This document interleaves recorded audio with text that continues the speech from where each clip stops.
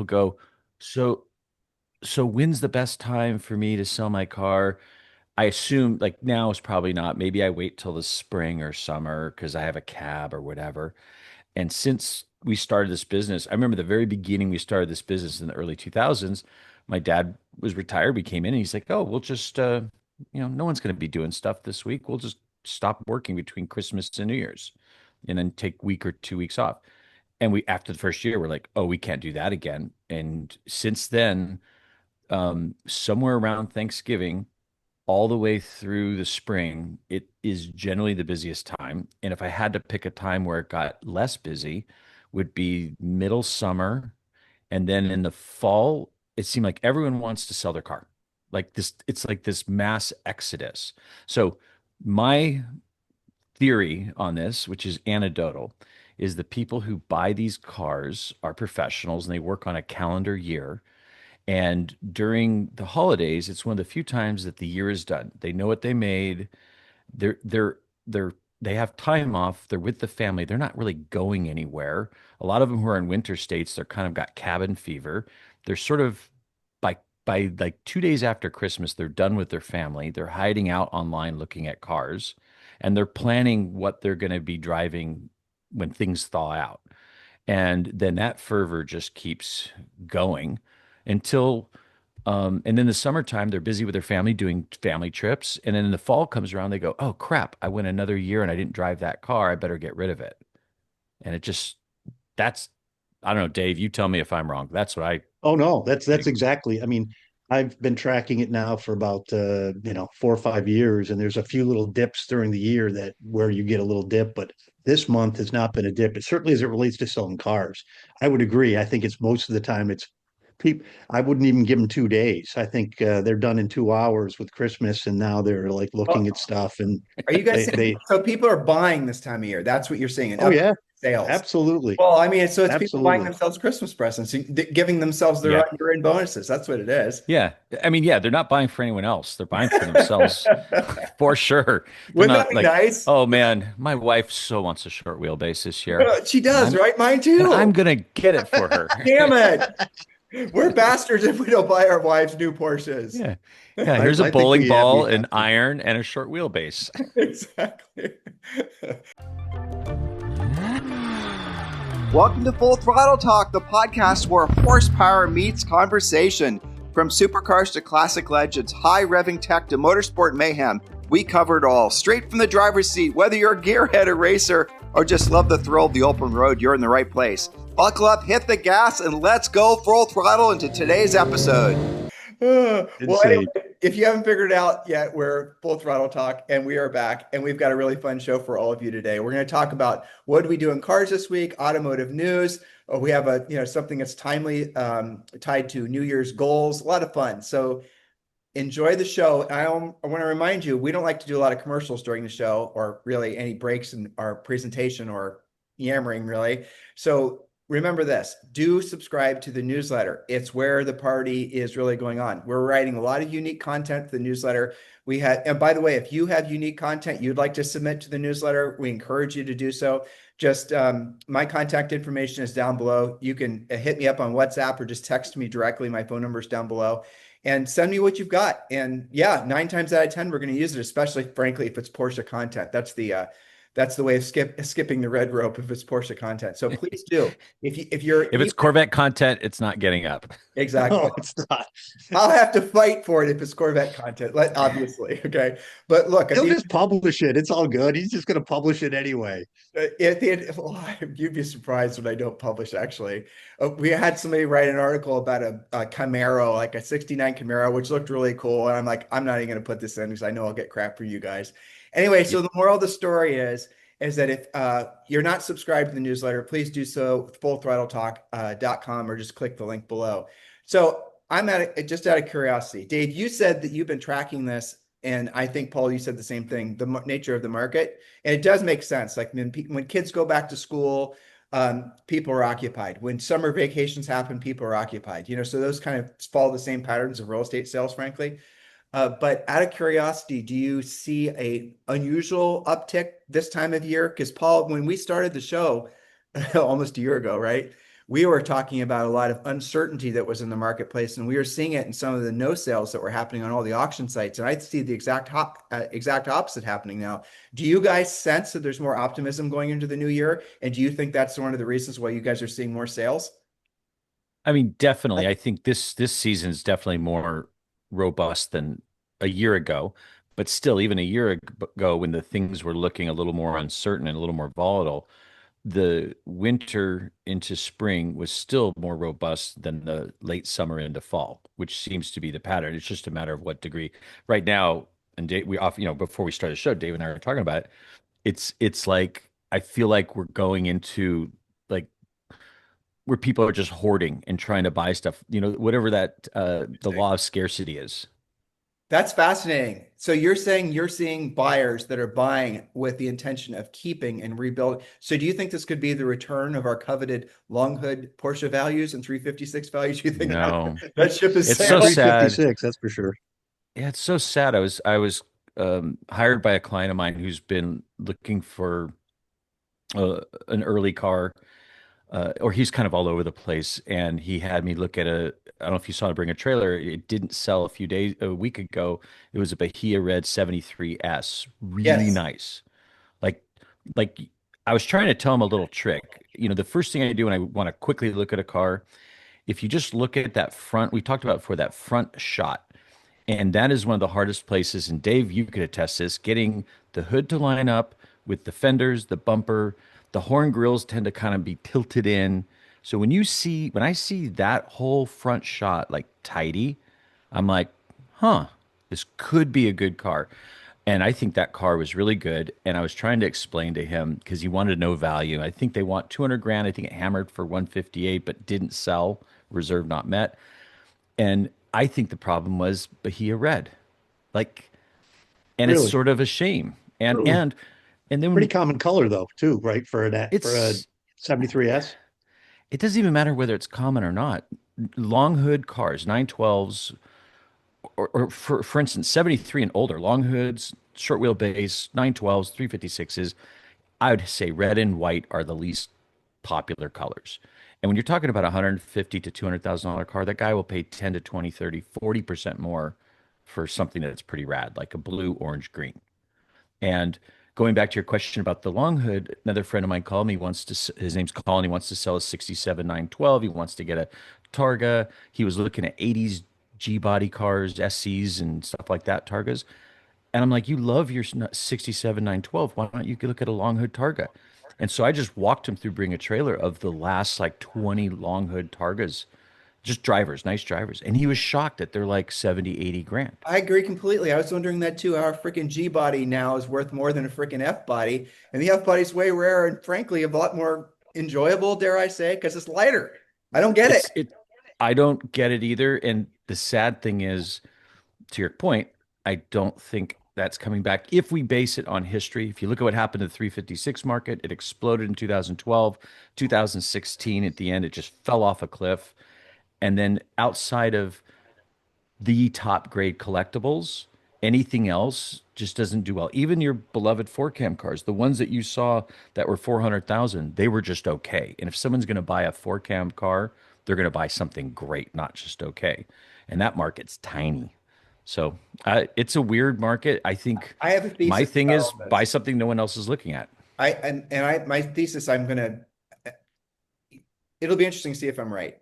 I'll just leave it at that. I think these old 911s have got such an international following that breaks through the normal demographic age barriers that we're in a short period of time before the long hoods start going up in value again. That's what I think. And as the millennials start Hot to rods. yeah, exactly. And as the millennials start to come in S's and cool color cars, I bet you we're going to see a resurgence in this long hood S values or long hood, early 911. I would be shocked if that wasn't true. Because as more people experience these cars, they're going to have the same epiphany that I did. Why the hell am I paying this much money for a late 80s car that's kind of heavy? And I mean, everyone just loves 964s. You guys have all driven them. I owned a 964 Targa. I didn't really like it. I thought it was too much of a GT car. I thought it didn't think it was very freaking that much fun to drive. It was over boosted power steering, blah, blah, blah, blah. And then you get into an older car. It's so amazing. it's the whole Instagram effect, right?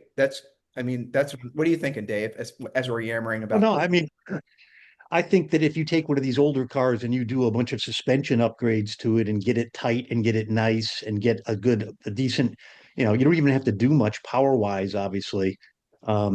Get out. They're gorgeous. I just like the lines of these cars much better, like everybody does, the impact bumper cars, but a lot of them are rusty. So that's a problem. So people think they're going to have to spend a lot of money to get these cars nice. But if you can find a good example of one like good old Albert here behind me, um, they're gorgeous. I mean, they're just beautiful cars. They're great cars to look at. They're fun, but they can be a little loose and sloppy if you don't get them tightened up and do good suspension upgrades and Sure. whatnot. Yeah, definitely. Definitely. Well, let's go on to automotive news. It's so funny that I have to think that there's a Well, we didn't talk about what you did in cars this week. Yeah, Oh, we I'm didn't. sorry. What I'm sorry. I skipped it. Yes. What Let's get you to follow your own outline here, Tim, and we got to get you to No, follow no, it. Paul made the outline this week. That's the Yeah. reason it's making Oh, sure. did okay. Oh, you Well, can that tell. explains everything then. All right. What did you do in cars this week, Mr. Kramer? Well, I drove my GT3, as you can see, and I've driven it many times before. I drove it up to Newcombs Ranch 2 weeks ago, and before all the chaos has broken out, which I'll talk about in the news. And yes, it's really one of my favorite experiences. I've had that car for now coming on 5 years. I've put almost 15,000 miles on it, exclusively driving just on Fridays to Newcombs Ranch. It literally is like self-driving. It knows the route. It is probably my favorite car for that road, but I have not done it since the surgery. It is that and my green 911 are probably the most difficult to safely operate a clutch. And I will say, I did cheat because I went up the back way, and the back way, you could pretty much stay in third gear the entire way. This is the back way through Wrightwood. And by the way, it's like this for 40 miles. No one How far around. is it from your place to Newcombs? So it's if I go the back way, it's round Is that trip faster then? 211 Much miles. slower. Round trip, 211 Round round trip trip, or 211 miles. But yeah. here's the thing is to get to the start of the fun stuff going through Wrightwood, which is off Cajon Pass, the 15. To get there or to get to the start through La Cañada or Sunland the other way through LA, it's the exact same amount of time because one I'm going against traffic, one I'm going with traffic. And when I get to Wrightwood, I've got like 42 miles of this until if you're listening, there's a video playing of me driving the back way from Wrightwood, over the hill. 42 miles Through the snow. to get to Newcombs Ranch. If I go the other way, it's 28 miles. So the problem with this road is, and you'll see in the news, as soon as there's a storm, it pretty much closes the road down for the season because the Caltrans district that handles it, and it divides right in the middle of Angeles Crest. The Caltrans district that handles the part of it from Wrightwood, their main priority is Big Bear Arrowhead, which obviously has a much bigger impact because of residential and Skiing. skiing. So they just literally ignore this road has been closed for 2.5 years because it just gets underkept. And ironically, the day it opened was the day I got out of the hospital, and I had been itching to drive it. I've now driven it 4 or 5 times, and as of Christmas Day, it is not only closed for the season, it is closed, and I'll talk about it in the news.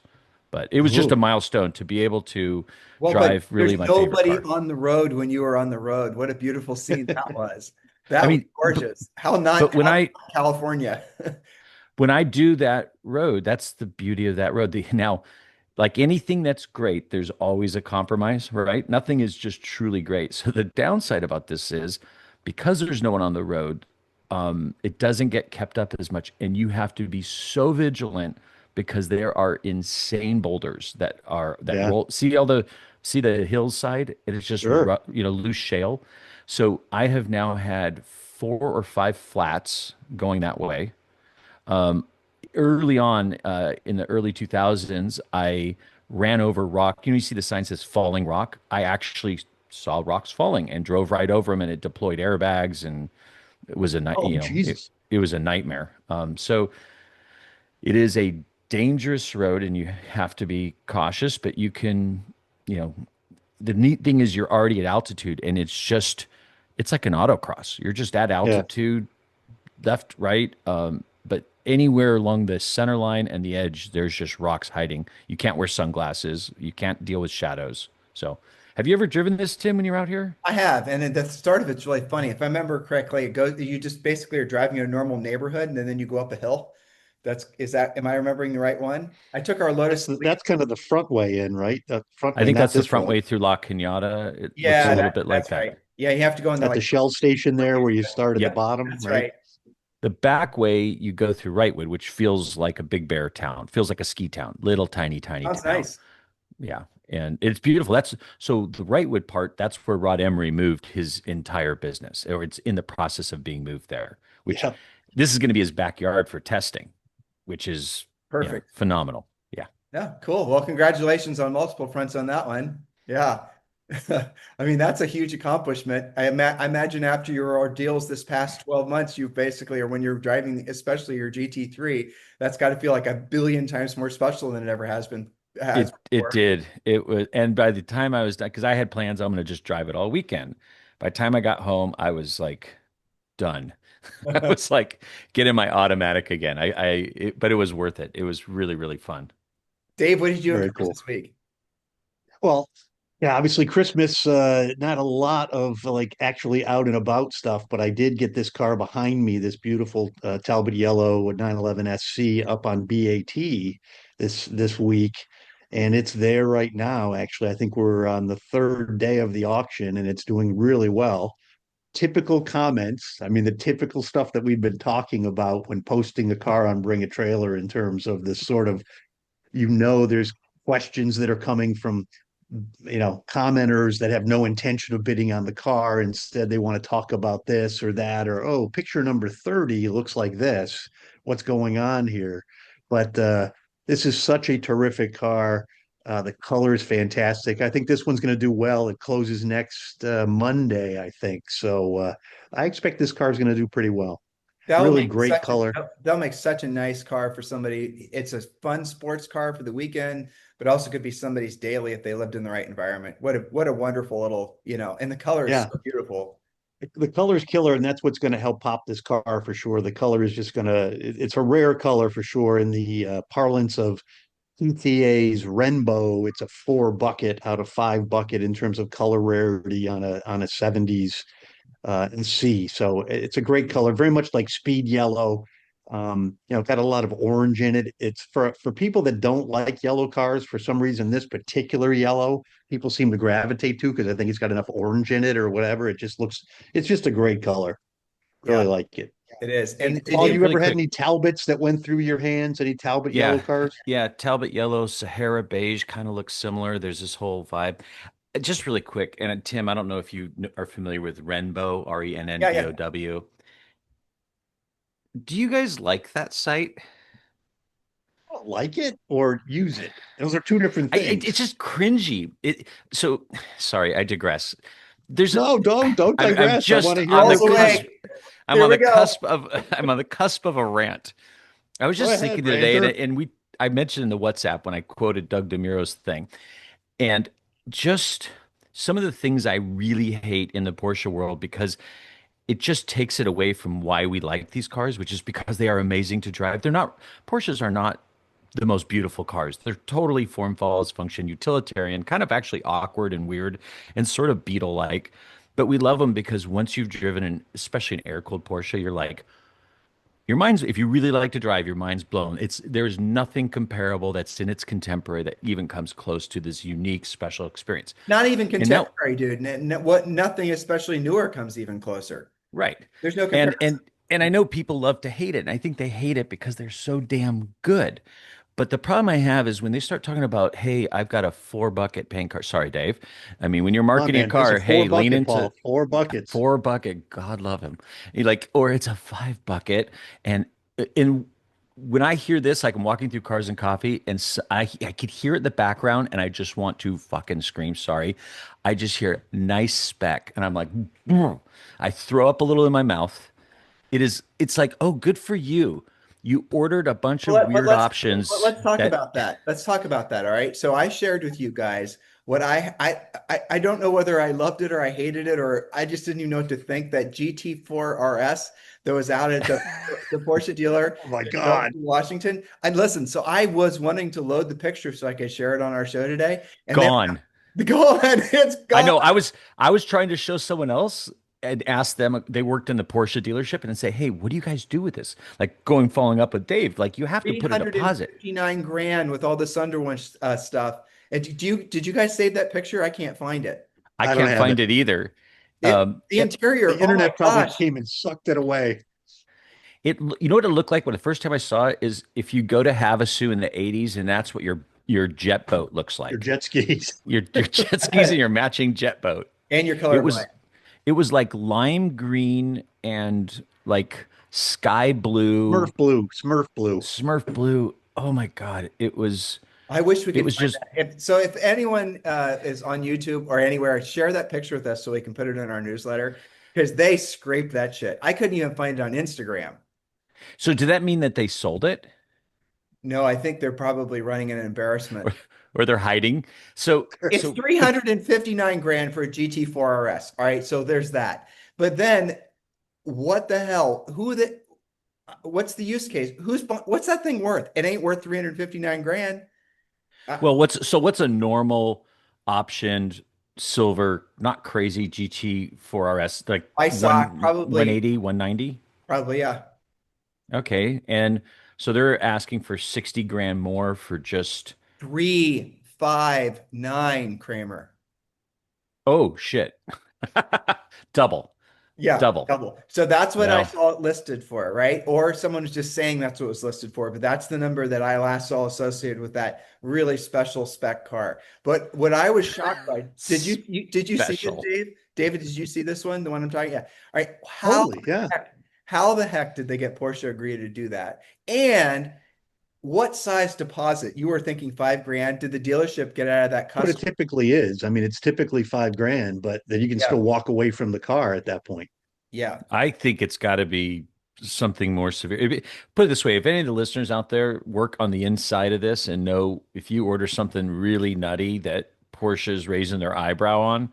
But going back to like, I don't really like to quote someone, but I think I posted it. I found the quote. It was from Doug Dumiro on the recent podcast. And he goes, "There's a large contingent of Porsche enthusiasts who care more about their spec than the driving experience of their car." And I think it's probably the single most pathetic thing that goes on in the automotive industry today. And like, I'm listening to that. I'm in my office and I'm like, yes.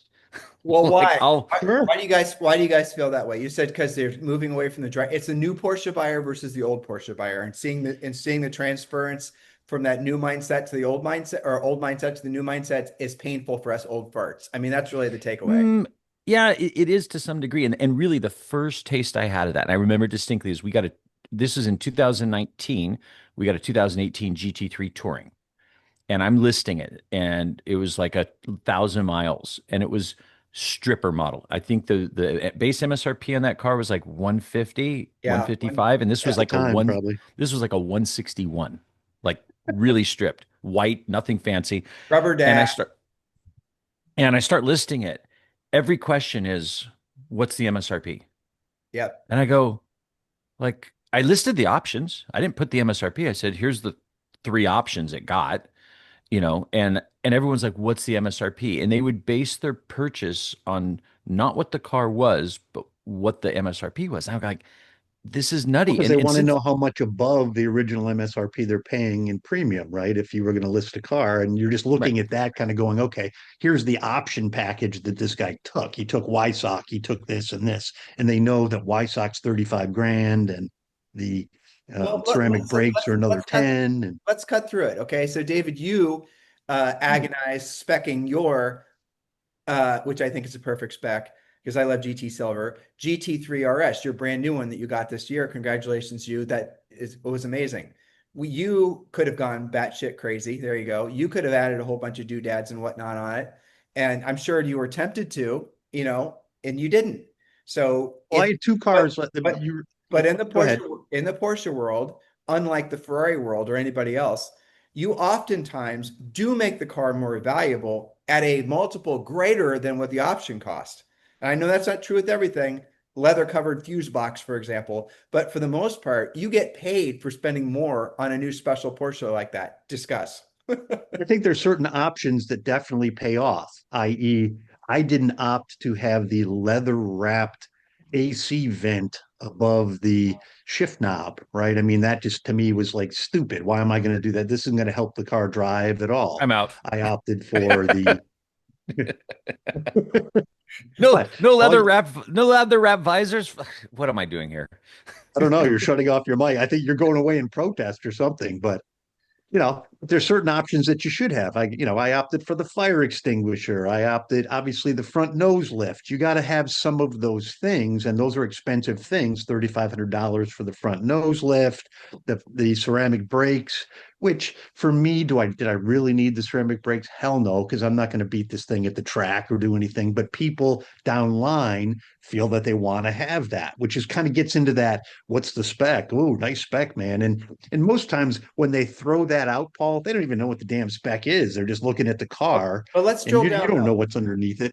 But let's drill down. What are the options that you can get on a new car that actually pay you back, if not increase, that you can make money on? I'm sorry, this is Paul's, hated topic, but it No, is. but I know what it is.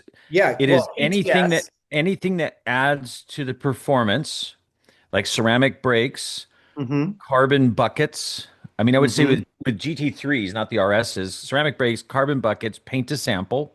And here's the other Paint the thing that sample doesn't help the performance at all, but no, it no, but this is the one cosmetic. And the other thing that literally makes it's almost a point where you have to pay the money to add it in afterwards. If you have a GT3 without front axle lift, it will That's cost killer. you Yep. twice as much than it is to go put it in. I don't, is it like a $4,000 option or something? Four or I five think it's thousand? $3,500 on And the I current think car. I it's think like that's what double it is. that to go put it in afterwards. But when I But I see think it'll, but when I go into bat and I go to some of these other auction sites and I see some of these really ridiculously specced out Sonderwunsch, I always say it wrong, sorry. Um, Oh, I that was good. I did learn what that meant. It meant like small river or creek or something, white river or I white mean, creek. special wishes, Tim. Special wishes. That's what it Actually, means. I think no. I'm thinking of Weissach. Weissach actually means something in German that has nothing to do with it's the anyway. name of the town. Yeah, thank you. Well, okay, but the The town's river supposed to runs be through it. after. It, thank you. All right, but anyway, when I see some of these crazy option like open checkbook, blah blah blah blah, they are still selling for an enormous amount over what the owner paid for them. So there is a logic to the specking going crazy on these newer cars if you give a shit about making money. So that's my This only point. And I, car behind me. yeah. I'll talk about this later, but this is effectively it's a very similar spec to my car, but this car just sold for massive money. It's a Golf Blue GT3 RS, and it just sold for a ton of money. And I know Like it's well what? optioned and whatnot. What did it Like sell for? 380. 459. A ton of Oh, and 80. then Yeah, almost That's a 24 as well. It's not even a brand new one. so, and 490. Dave, I had a question because I've been watching those. There was a green one that sold for like Yep, 380. I saw Um, that. Yep, when you ordered yours, yep. did you want GT silver so bad, or were you open to getting paint to sample, or could you? Because my first thought with your car is you obviously like Gulf Blue. Why didn't you order paint to sample Gulf Blue, which would have I been could what, not. 15,000 more?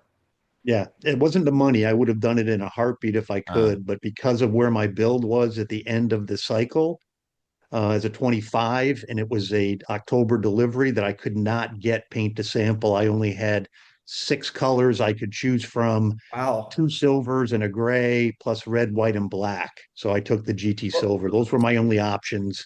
okay, I like the that makes GT sense. silver. I mean, I think it's a great color. I would have done a paint to sample color though, for sure. Well, let's What color? take a half step back just so we can close the loop because you guys love changing the topic. And I just want to clarify this because I know I'm not the only one out there that wants this curious about this. So your car, which is very similar to the Golf Blue car, had you done Golf Blue, could you have done PTS? It would have cost you an additional, how much more? And What's I think it's almost 20 now. I think it's like okay? 18 something now as Okay. paint to sample. All right, so you're all in before taxes and Mickey Mouse on that car. Had it been, paint to sample would have been how much? 330-ish, 335, something like Okay. that. And that car, the blue one, just sold for almost $500,000. For I want to say 458. It wasn't, yeah, it was something like that. I'm Okay. looking up really 458. quick on GT3RSs just But so oh, that's by the over a way, hundred thousand more. So what? So right now, if you were to put your car for sale, realistically, what's it worth over what you paid? I'm looking for it right now and bring a trailer, but Dave probably knows better. He said I'm 49. not sure if I know, honestly, because I think it just depends on the color, Well, combo, spec, miles, all that kind of stuff. But I would Well, hope yeah. here's a But my car black was three. one with red wheels and it sold for 396 in November. These are all White Sox, Hmm, black.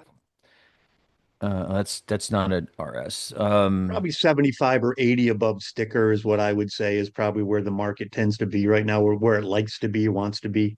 on yours, on a non-PTO Yeah, I car, mean, White I would think Sox. mine is in the fours, low fours, maybe, maybe four, maybe 397, something like that. I don't know.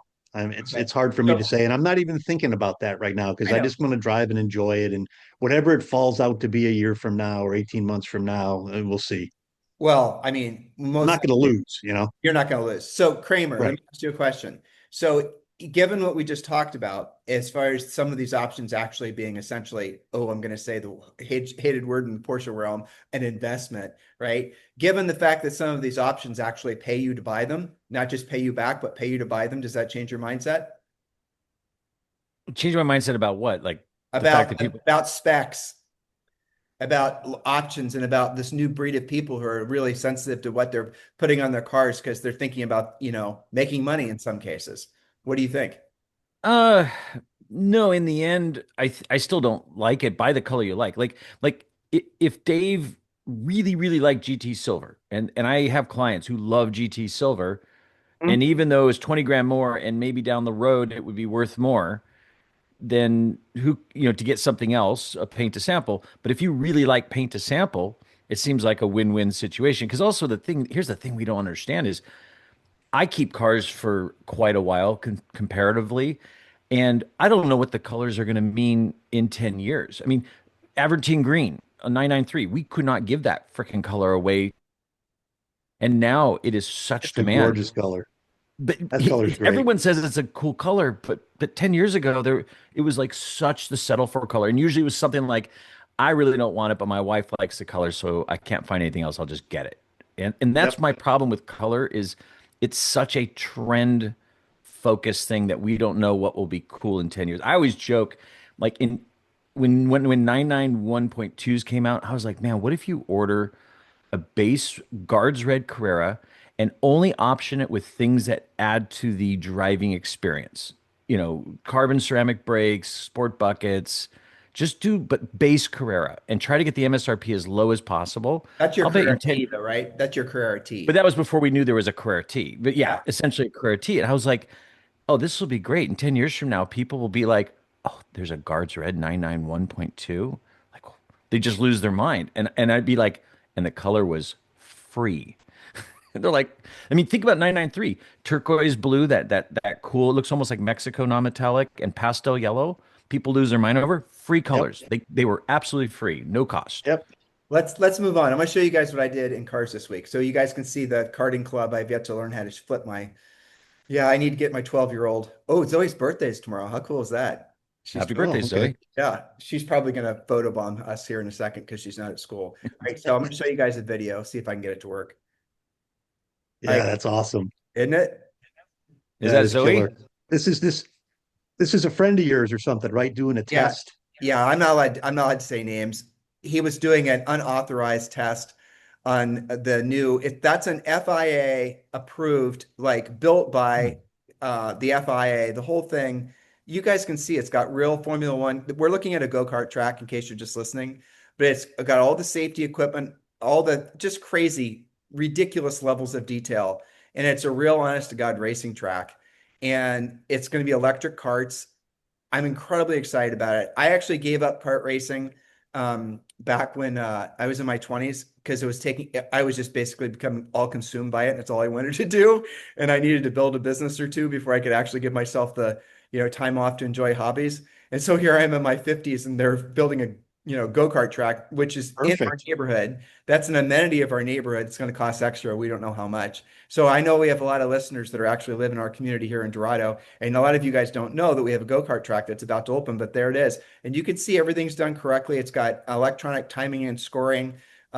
It's incredible. I just incredibly excited about it. Have you guys ever go-kart race before? Have you ever been on I our? Not have, race. I Well, have. By the yeah. way, I'm looking at the guy's helmet, and if I'm correct, it's my favorite F1 driver, Rubens Barrichello, on your track. No, I'm just No, kidding. no, but so I will tell you, and I'm not going to say his name because that I got that he sent that to me in WhatsApp. And so he is driving somebody else's cart who's taller than him, and he's shorter than me. He's 5'7". So he's shorter than me. So that's the reason he looks like he's a child in somebody else's cart because he is a child in somebody else's cart. That sounds like an F1 driver. Yeah, basically, So exactly. Well, okay. will this thing be open, Tim, to others? Like, I mean, So other people that are staying at the resorts or anything like I'm that not in sure. around or So there's the Ritz-Carlton Hotel here, and I'm not sure how I doubt if they're going to make it available to a guest. I think it's just literally going to be a private club, a private amenity for the club that you're going to have to pay an extra amount of money for. And I'm like, take my money. Let's go. who the hell sponsored them? Somebody had to spend a lot of time and effort to sponsor that thing to get that built in that Uh, neighborhood. I don't know how Or to. The did the you track were the you on the track is committee or called Tim? the Were you on that committee in No, some way? I wasn't. I wasn't. I knew about this 5 years ago that they were talking about doing it. And just to make a long story short, the developers here wanted to build it, and so they just did. That's just the answer. That's really the answer. His grandson was into kart racing and evidently he's quite good at it. And there's in Puerto Rico, people don't know, but there's a lot of famous baseball players, a lot of yeah, I'm watching this. I'm getting distracted by my own video. But oh yeah, it's mesmerizing. But in any event, yeah, so there's a lot of European focused sports activities that happen in Puerto Rico because Puerto Rico is very attached to Spain. So when you're in Puerto Rico, it doesn't feel like anywhere else in the United States or any of the other Hispanic parts of the world I've been to. It feels like Europe. And that's really what it feels like. So they're all into European hobbies and European fashion, European clothes, and European, all the rest of it, which, a lot of people don't realize when they think of Puerto Rico, they're just thinking of the next hurricane and they're watching CNN and all this other crap. Puerto Rico is not like that. It's a wonderful, wonderful place. Uh, I, I was at the gym yesterday and there was a lot of tourists here, wall-to-wall tourists, because it's the season. And I was talking to some guy working out. He was about to hurt himself, and I helped him to avoid having a weight fall on his ankle. And he and I started talking, and his misperceptions, and he was visiting here with his parents, his misperceptions about Puerto Rico are all centered around politics in the United States. And don't worry, Paul, I'm not going to talk about politics. And Yeah, so, you are. no, I'm When you not. say that, you are. No, I'm not. Watch. I'm not. I'm going to control myself.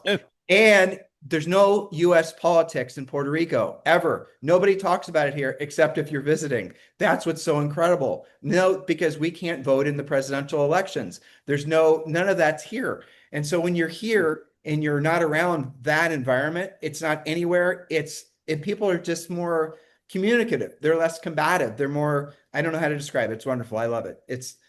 Yeah. So anyway, there it is. Go-kart track. And I won a race on my sim racer. I actually started in 20th in Mid-Ohio and finished first, which nobody but me and my neighbor who I know is listening will care about.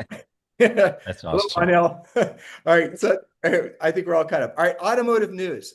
I'll go first, and I'll just show this real quick since we were on the Puerto Rico theme. You guys ever live someplace and basically find yourself falling in love with it again, like all over again? Or if you Live? live a place for a while and get burned out on it.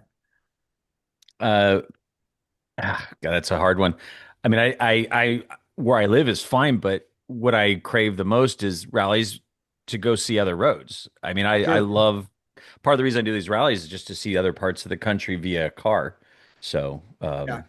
Well, I'm finding myself falling more and more in love with Puerto Rico is all I'm saying. And I'll tee myself up. So this was all over the Instagrams and the everything. And what we're seeing is you guys can help me out here. Make sure I don't get my German wrong. But this is a Sonderwunsch. I think I got it right. A Yep. 918. And what No, Porsche. Carrera GT, isn't it? Oh, I'm Yep. sorry, Carrera GT. And what Porsche Yep. is doing is they're actually allowing owners of these cars to send them back to, Germany, and they're doing them up however they want to be done up in. I think they've been doing this for a few years, but this one is owned by a friend of ours who owns the Porsche dealership and a lot of other dealerships here. His name is Victor Gomez. One this just an unbelievably good person. Helped me out in many, many, many times over car stuff here. In any event, so that was his car. And the lengths that they went to, I actually peeled out interior pictures for you, Dave. Did you see this? Oh, I didn't see the interior pictures, but that's beautiful. I love it. I've got more. That's got to be, what is that, Alcantara everywhere in there? Looks like Alcantara, Alcantara. yeah. Well, look at the diamond, Diamond, the yeah, diamond diamond stitch stitch headliner. headliner. I mean, I like the interior minus it's just a personal thing. I'm probably wrong. I hate steering wheels that are any other color but black. That's just a personal thing. But isn't that Steering wheels gorgeous? and dashes, black, please. Isn't that just breathtakingly gorgeous? I, Yeah. it, It is. I would have loved to see it without the gumball. That's the only thing. Is I'm not a fan Such a of such a famous gumballs. livery though, right? Such a Yeah. famous livery, F 917 livery from the day. I mean, it's gorgeous. I just think that's gorgeous. And it looks great on that car. And a lot of times when people, chuck liveries on these cars, they don't look right on the car. This one is actually done pretty well. I'm impressed with it. I and mean, so the big question is how Ferrari's much? copying Porsche now too, doing the same thing. Tim, the big question I had when I heard this break the news and saw the pictures, how much? I mean, to buy the car currently, if you bought just a Carrera GT and a nice high level driver, you're spending a little over 1 million, 1.2 Oh, for just I looked actually because I was curious too, Paul. And yeah, it's more than that. I couldn't find Yeah, one. I think isn't it pushing up on two now? Yeah, well, two would be like yellow or an unusual color. But if you got like the silver, the communication color, and it was like 5,000 miles, not low miles. I think the low end is 1.2, and I think you can get into the low twos for something special. But what did they charge your friend to do that? I'll ask Victor next time I see him, and he'll tell me. Was that like seven-figure refurbishment? Because I Uh, know they did a full mechanical thing too. When you really read yeah, into it, like it got the whole car got restored in a sense. It was a different color, wasn't it? And they silver. changed, It was GT yeah. silver. Yeah. So they completely disassembled the car and they effectively restored it into what he liked. And the big question is going to be, and it sounds like he's doing something which I approve of, which is for his passion for this. He owns a Porsche dealer. This is celebrating Porsche's first overall win at Le Mans. It really was the beginning of what a 2017-20 overall win streak. And he owns a Porsche dealer. But I'm curious, like in 10, 15 years, what are these values going to be? Oh, okay. So you guys will have to back me up here. Again, I'm not in the car business, you guys are, but wasn't there a 918 that just sold on BAT for over 3 million? Hmm.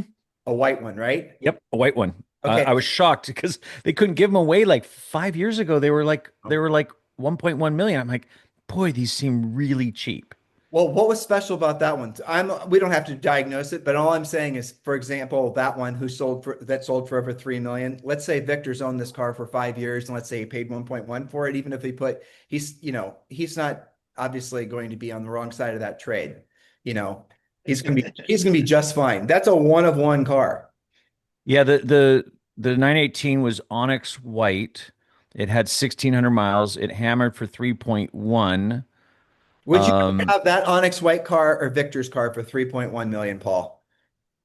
Well, that's not fair because I would take a Carrera GT over any 918 Spider. But I Like, didn't give you period. that option, son. It's that 119 over the other. So, what, all right, so are those graphics vinyl or painted? No, they're painted. Fuck.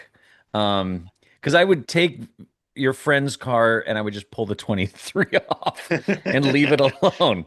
That's the only thing. No, I would take your friend's car over the 918. I think the 918 is very pretty, very cool, and I think it's sterile and it's almost too good at being a car, which when cars get older, you want them to be hard. You want them to feel like they're going to kill you, which the Carrera GT does admirably It well. does. And the 918 Spider is just such a, I mean, when you listen to Matt Farah talk about that one he used for that tour back east, and actually in your area, Dave, North Carolina, he did a rally in it. And he Mhm. says it was just really good at being a car. And like, I don't want my supercar to be good at being a car. I want it to be cantankerous, cold-blooded, angry, I mean, think about the roller coasters that are You really realize popular. you just described yourself. I mean, that Yeah, you I am a literally put supercar. cantankerous. I mean, when you're not on mic, when you're on mic, you're super sweet. Off mic, but did you see that Grant Larson did the graphics on this? Isn't that your friend, Paul? Don't you know that guy? Yep. Yep. Grant Larson and Tony Hatter used to come in every year before Monterey Car Week, buy a car for me, drive it up there, take it to Germany, sell it. Until the last time they did it, they caught fire on the way back on Highway 1 in the SC they bought. And they were hammering it down Highway 1 through from Carmel when Highway 1 was open. And they had a bunch of tools in the trunk and a crescent wrench, I think, got wedged on the terminals of the battery. Ouch. Oh, And so the oh, so car it caught burned up fire. front. Yeah, the whole front end burned. And it was funny because I think Tony Hatter called me and said, "Hey, what do we do to like get it fixed?" I go, "This is when the Porsche Classic Centers were just opening, and South Bay was a Porsche Classic Center." I'm like, "You work for Porsche. Take it to your Classic Center and let them figure it out." They won't It know was, how to though. I know. I So, mean, if I knew you, I would have said put it on a truck and send it over to Dave. But so Victor owns Roof North America. So Victor Gomez and his family owns Roof North America, and so we'll try to get Victor maybe on our show to talk about some of the roofs he's got, because he's got a lot of interesting, pre-owned roofs. So in any event, yeah. Anyway, Very good cool. stuff. I want to Very meet him. cool. He sounds like my kind of people. Oh, Yeah. he's such a gentleman. Let me share this with you too. Something I learned from being in Puerto Rico again is that Puerto Ricans here drive the crap out of their cars. They do not garage clean cars here, and in Puerto Rico, there's not a real culture around collecting cars. They don't. I mean, I know some people have collections, but they don't like hoard them like they do in the United States. They go out and use them and put miles on them and don't baby them. So those are, I thought you guys would appreciate the difference. So I David, appreciate that. I'm sorry. When you said they enjoy their cars in Puerto Rico, the first image I had was a hamster on a wheel just running. Yeah. oh, dude. All right. So Angel, when you're Bigger than you think. Angel, when you corner me, because someone was bagging on Puerto Rican roads, remember it was not me, it was Kramer. Okay. Because that happened last time you said that. I had people say stuff to me. Oh, good. Yeah, They, Tim scripted that for me to say. yeah. I had 3 or 4 people, literally, Paul, that said to me, you need to learn where the good roads are. And I said, I didn't say it, and I know where the good roads are. All right. So moving off that. All right, David, ID Buzz. This is a very sad story. Go ahead.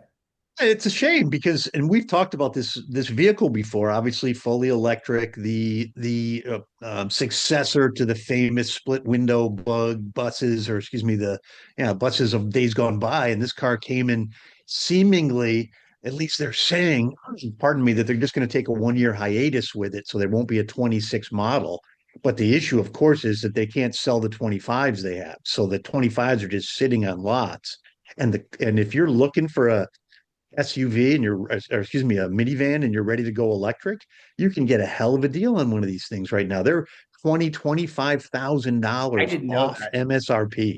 That's incredible. Did you know they're Yeah, just for a brand new car. so They're that bargains. so what would that cost new, brand new? That's probably, I've seen them here locally in the mid 40s, like mid to low 40s. New? Brand new. Yeah, like new Wow. on the floor, But the new MSRP, what was the on the lot. MSRP? Like 70, It's in the 80? 60s, 62, 60 something for something typically, trick with a few options or whatever. So what would be the downside of buying that? Like Volkswagen will always service it, so I'm not worried about that. At that price, what are you comparing against? Like a Well, I guess RAV4? it's how long you're going to have it, because at some point, if it actually dies, and it probably will, where you're going to get parts, how's all that stuff, some plastic piece breaks. Where are you going to get So, it? so you know how there's like EV West out here in California and they're doing EV conversions on buses.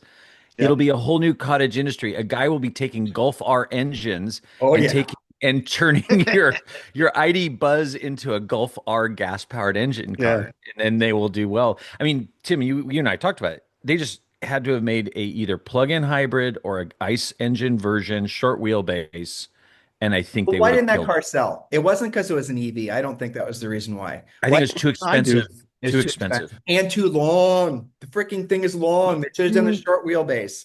We're okay with too long. I just think when you look at that price range in the 60s, 70s, and you're going to go buy an electric family hauler, I think you've got a lot of choices. I mean, Rivian, like boom. I think they're going to Sure. go to a Rivian over that if they're really looking at that. The Well, even a Model RT1, Y, right? A Model Ys are less. Model Y performance. Yeah, Uh, that's true. I you're would buying think it about for it this. though, It's like, honestly, in that 40,000, whatever, low 40s range. It's certainly something to think about, right? Last day of the year, folks. I don't know what it weighs, but maybe it qualifies for the full depreciation. I'll make it a Sundervan. So my 296 is off warranty in November of this year, which and those words kind of send a shudder up my spine until I remind myself that it's probably not that big a Me deal. too, would be me. It will. Okay, so that is the 3-year warranty, but the warranty on the battery goes for 7 years. And so just for what it's worth, if you bought one of those new Buzzes and the whole primary, powertrain is a battery, you've got a 7-year warranty on it. The Volkswagen warranty goes for 4 years. And Dave, to your point as to where you get parts, they're still selling those things in Europe. So I wouldn't. Yeah. I guess what I'm saying is I didn't know those were being discounted by that much. And if I were in the market for a car, I'd be taking a hard look at one of those because that is a really cool looking car. I think yep, personally, It is. wise, it's gorgeous. I agree. Yep. I All right. agree. Well, Uh, that was my news. What you Doug, got, Paul? it's well, good. That's dovetailing on 296, I'm sure you've seen Oh, this. That terrible, was, yeah, terrible. it was terrible news. And it was sort of the beginning of just, can I interview you about this? Do you mind? no, not Okay, at all. okay. All right. So what Paul has put up was a reel of a video of a crash that happened on Angeles Crest, right? Yep. Yes. Angeles Crest coming out of the tunnels, the two famous tunnels. And Vince Zampella, who passed away. And just aside from the fact that I mean, you put up that reel and it had 3 million views.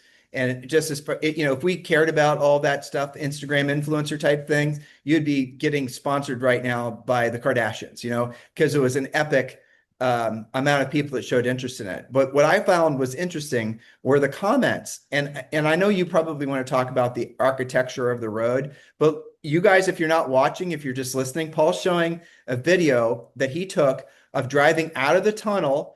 And at the end of the tunnel, and I'm hoping you don't agree with me so we can have a little debate.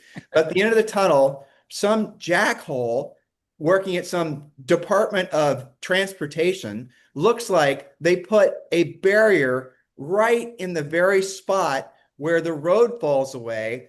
And it looks like there's been multiple accidents, judging by the tire marks going to that spot, that if that's not negligence, maybe neglect, but negligence from the perspective of the Department of Transportation people, I don't know what the hell is. Because if you look to see where Vince passed away and his passenger also died, that was the stupidest place they could have possibly put that. And don't tell me it's just because they needed something to catch the rocks. They could have put nets up there if that's a common place for rocks to fall, because a barrier is not going to keep the rocks from falling. A net would have, and they have nets all the way up from LA to freaking, Monterey. So don't tell me they couldn't have done nets. So that's my Just watching that hurts. it's so sad. My good friend is a captain at United, and I remember he was on the safety committee, and it was really interesting because I got to hear all the stuff that pilots did wrong, that no one was hurt, no one crashed, and it's almost frightening about the airline industry. But because they have so many safety checks, they catch things before they get bad. But when things do go bad, and this is whether it's in a plane crash, car crash, any kind of catastrophe, it's usually the perfect storm of everything wrong.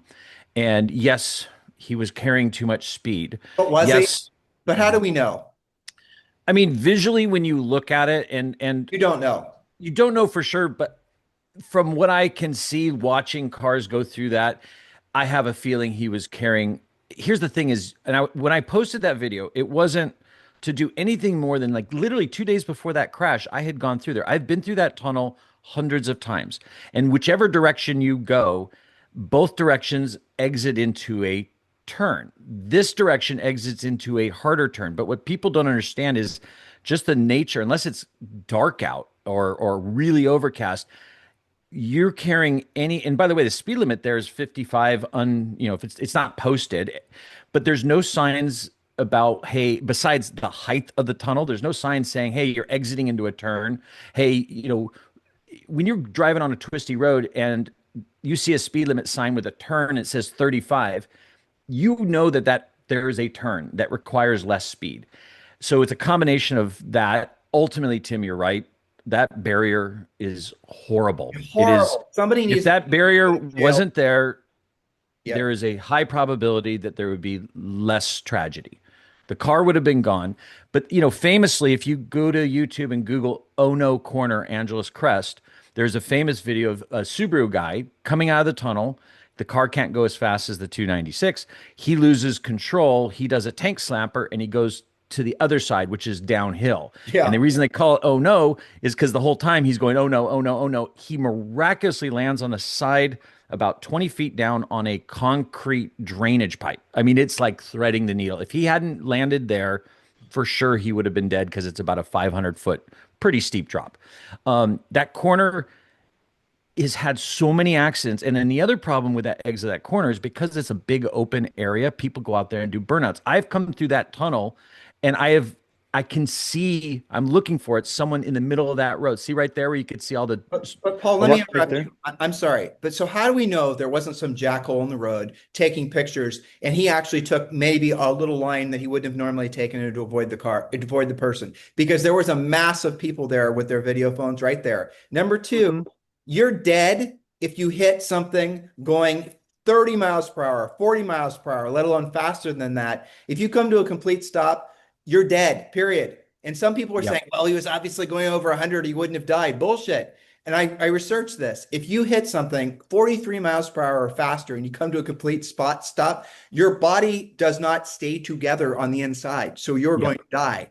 And that's all these people are virtue signaling. I don't know how else to say it. Oh, a rich guy driving too fast, being da da da da da. You don't have all the facts. And I feel really sorry for Vince and his family.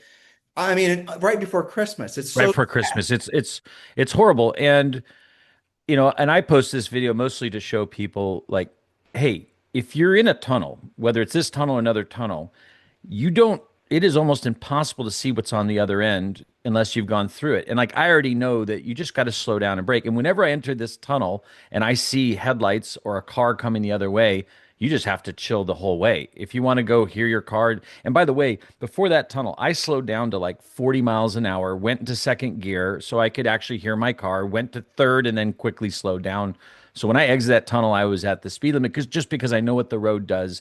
And also, going back to there's multiple reasons because people are there doing burnouts. There's all these gumballs and marbles and rubber just loose. So you've got a dangerous exit. You've got a turn that's pretty sharp, even for look how sharp that is, even for it's a sharp turn. Speed limit. crazy. And then you've got it's also off camber, lack of grip, falls away. It falls away, and then to boot, if watch when I go straight out of the tunnel right here. Let's explain that though. So people are just listening. So you come out, first of all, find his video on Instagram, right? So if you come out of this tunnel, it immediately goes to the left. But what you can kind of see is the road pivots you towards this freaking concrete car killer, which is just waiting right there just to consume you. Because look, I'm going as close as I can to the yellow line, and even though that, look at that, if I go straight right there, I'm going to go right into that concrete barrier. Imagine you were a Ferrari and you were basically making a lot of cool noises, and there was probably, it looked like 20 kids on the other side of that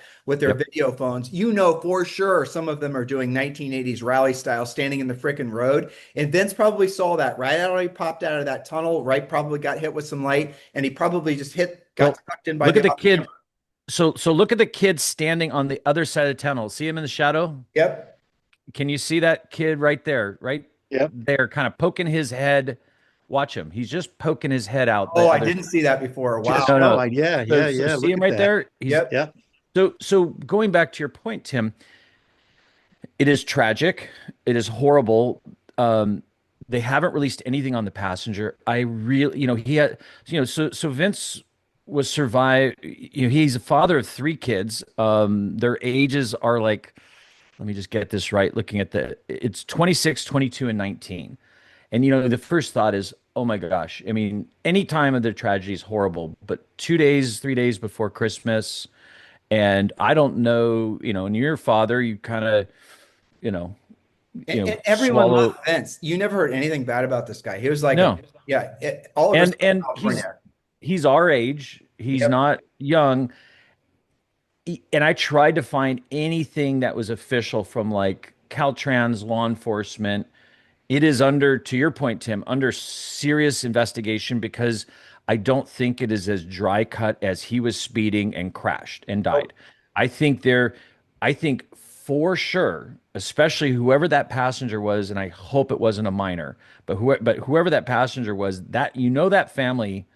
I mean, California already has enough financial issues. I mean, this is going to be severe because if that for sure, or not for sure, but I feel 90% sure that if that concrete barrier was not there or properly installed, we would be having a different conversation. did You you would have. read the comments? I know you had like 2,000 plus I comments. read I read through some of them, and a lot of I appreciate the people who actually just did the right thing and said, hey, our loss, our condolences for the family, which is really what it's about. Everyone wants to be an armchair quarterback. I think a lot of people thought this was the POV of his crash, which obviously it isn't. And Right. that and ironically, when I posted this Christmas Eve, I was just frustrated because all my friends know I drive that exact route, which is an unusual route to drive to Newcombs. Most people don't go that way. And I just was so frustrated that they all said the same thing, that he's going too fast. And I'm like, not really. There's like so many variables that you have no idea. And if you aren't familiar, and yes, he lives in the area and he's gone on Angeles Crest, but if you're not going up that road monthly, you forget how quickly. And then you throw in the fact that you've got a crowd there, you're in a 296, you're having fun.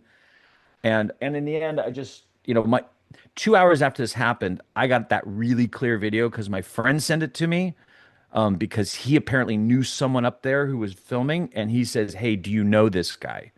And I'm like, "No." And then like literally a few hours later, it all came out, and I watched it the first time, and I was just, you know, Shocked. Am you I? just lose your breath. You lose your Yeah, breath. it's like when Paul Walker died, and these, I tell you what, Porsche's Southern California, well, that's a Ferrari, but Southern California right before Christmas, it's some of these, it's horrible. And Yeah. then just to move on, add insult to injury. Um, you know, Angeles Crest, as I mentioned before, it was closed for 2.5 years because that part of Angeles Crest doesn't get used a lot. There's a sort of a territorial battle between District 7, Caltrans District 8, and whose part it literally splits in the middle of Angeles Crest. So I think that road gets underused, undercared for, and just east. So if you're going to Newcombs from La Cañada, I don't know, it's Cedar something, a little bit past that. Uh, when the storms happened recently, the last few days, that washed out, That whole and road, that's that that's a whole turn. Oh, road, damn. that is between Newcombs Ranch and where that tunnel is, Oh my and the gosh. tunnel is closer to Wrightwood. So So what when we're I seeing, go, what we're seeing, listeners, is basically the road looked like it got hit by an apocalypse. No more. well, Ambulance. a boulder the size of a car came down the hill and just took out the road. And the road is already, as you can see underneath it, there's not much holding that road there. It had been closed for 2.5 years on another section of the road to clean up a sinkhole. And my biggest fear is this road is going to get to the point where it's not worth saving. Just like Highway 1 is this endless battle that, it's not been open for years. There's It's a road. open now, isn't it? Isn't the one from LA to so they closed it again? I'm pretty sure Highway 1 is still, you can't go from San Simeon to Carmel. And it hasn't been that way because as soon as they fix the Oh, one you're part, right. another part. You're I right. mean, nature wants that road back. This road is, I think, more of it doesn't get the resources because it's in this weird place. There's not enough need for it. There's no business. There's a couple camps. There's a church camp which kind of is out of the way, doesn't really get hit, and there's another camp that does get hurt by it. And then if you want to go skiing and right now, I feel bad driving through Wrightwood. There's an old ski resort, Mountain High, and this is the way if you're going for LA, you would go there, and it's just a ghost town. I mean, they haven't had snow. And for me personally, it is one of the most beautiful roads we have. It is an amazing road, despite all the danger. Every road's dangerous, but if you treat it Sure. with respect, it is truly stunning. I mean, just look at that. It is 42 miles of that. Oh, I love it. It's beautiful, especially I at the know, I know North Carolina. I North know I'm coming. Carolina. Yeah, Dave will have my back on this one. You've never driven on Course. the roads before. Trust me, I tell you, they Yeah. are equally as beautiful, though we don't have the same amount of topography as Yep. you do. Yes. But yeah, Or trees. so I'm Yeah. sad for the enthusiasts here in Southern California. This road has just been, really, it's a sad thing But about the road. I didn't they think open Mulholland again? The the snake? snake got finally open. There's already tons of tickets, tons of crashes.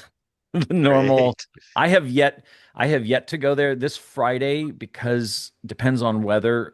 I probably going to stay away from Newcombs because if it is open, it might be a shit show, especially if it snows. I may go to Malibu, but Did you, what's with that new law in California that if you get caught driving 100 miles per hour, not do they just confiscate your car, but also can take your driver's license without any sort of hearing or nothing? Just the DM, what the hell's up with that? I don't, I mean, that just seems like clickbait. I think when they get to the legal part of that, I think there's plenty of organizations and Paul Zuckermans in the world that are going to fight that fiercely. I think that's just posturing.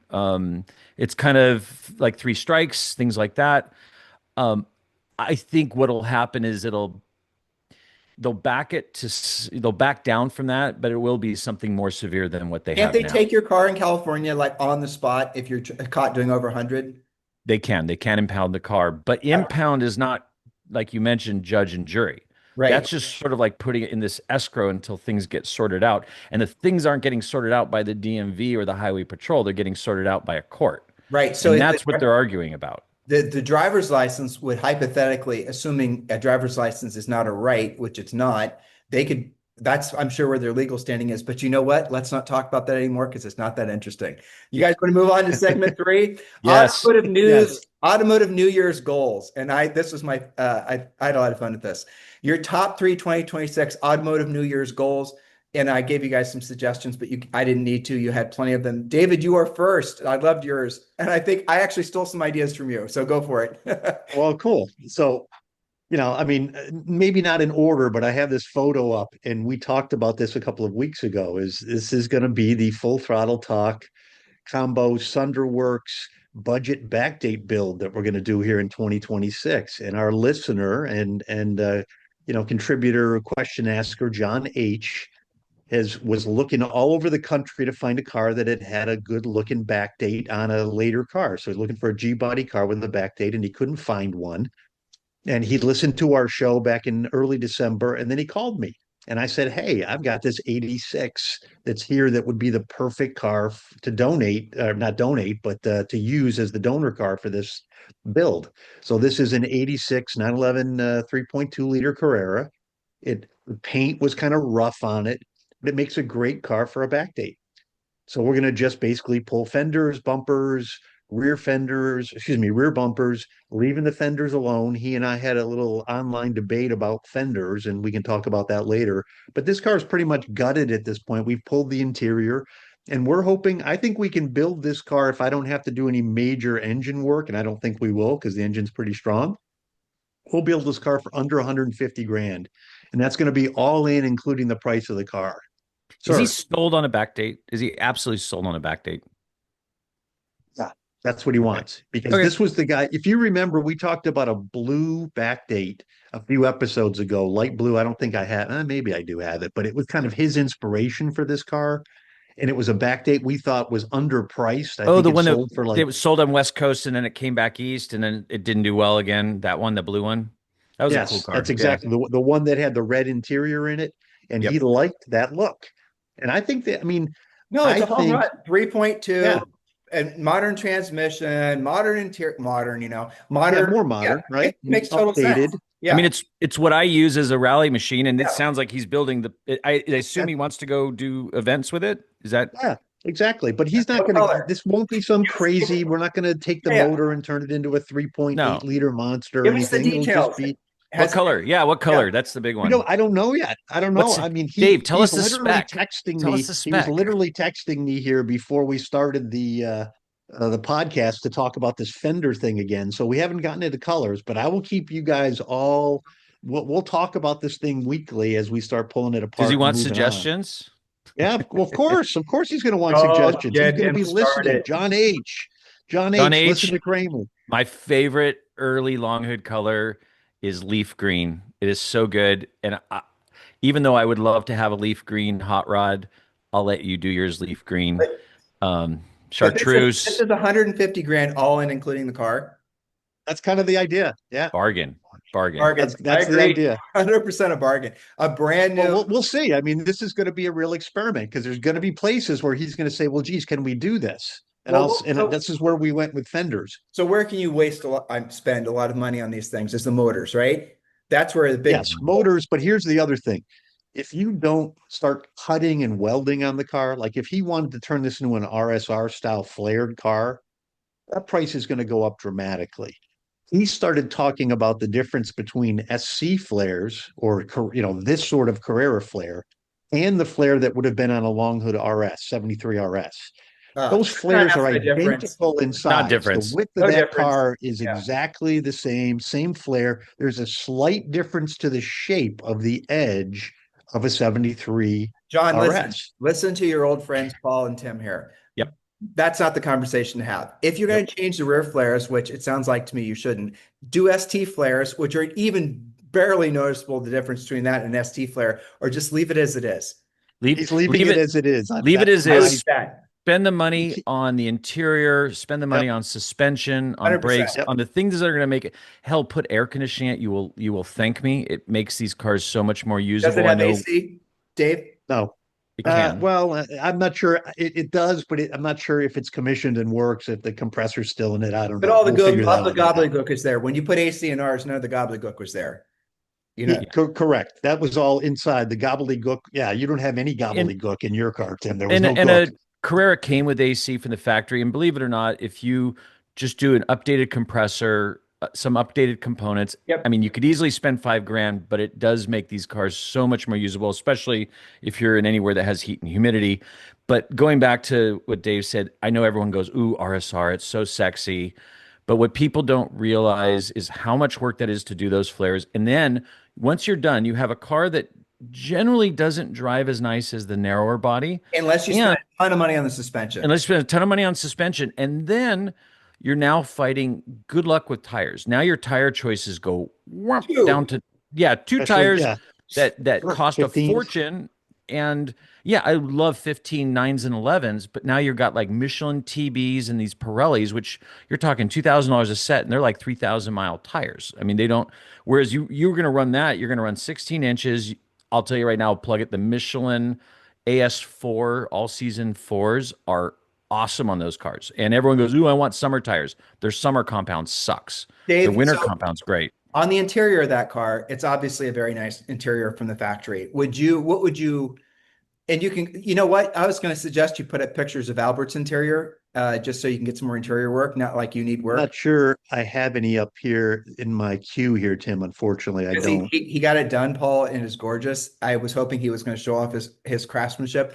As far as the interior of that car goes, which way is he leaning? Like ultra, No, I think it's going to be pretty purpose built, but I think I'm trying to convince him we do a sport seat conversion here on the stock seat that would have come in that car, right? So the stock Recaro 85 plus seat is a great base from which to convert the seat to the Recaro sport seat. So we pull that seat apart, we weld the bars that are required to support the more bolstered seat. My favorite seat of all Porsche seats is that sports seat. I will try to convince him to do something like that, in which case we'll do some cool inserts and so on. But we've got to keep this thing in line. So we're not doing anything crazy. It's going to look great. It'll have great tartans or a Pepita or a houndstooth or something like that. a more modern sports seat and a back date. What do you think, Paul? Yeah, but I still think it's going to look fine. I really do. Versus like fixed buckets and things like that. But that'll be the only tell, right? Unless someone's super nerd and knows the dash, right? So they're gonna. I mean, that's a split hairs. But those newer seats are a hell of a lot more comfortable, though. The newer. I mean, the trick I've seen before, but this goes back to where you get scope creep and the cost starts to go up.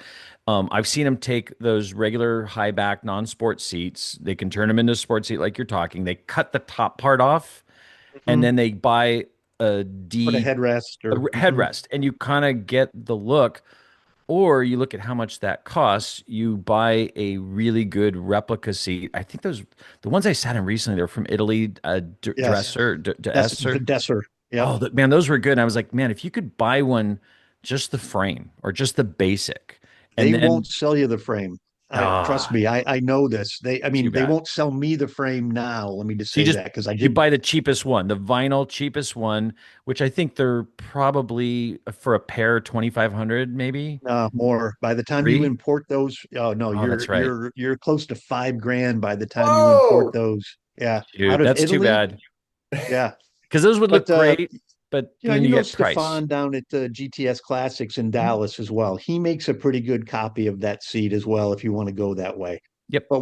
But back to the point, we can't have scope creep. We got to keep this thing in line. That's the plan. I think it's going to be stunning, stellar. I'm excited to try to do this and do it in a way that's going to be reasonably Awesome. inexpensive. No, it's Yeah, that'd great. be Yeah, cool. excited to do that. So I'm excited. that's just one of my three things. I'll make the other two quick, and But on then this because on the we sports seats, you could put memory foam in. You could build up the yeah, lumbar. They could all be that kind of stuff. comfortable. Absolutely. And Heated seats are I cheap.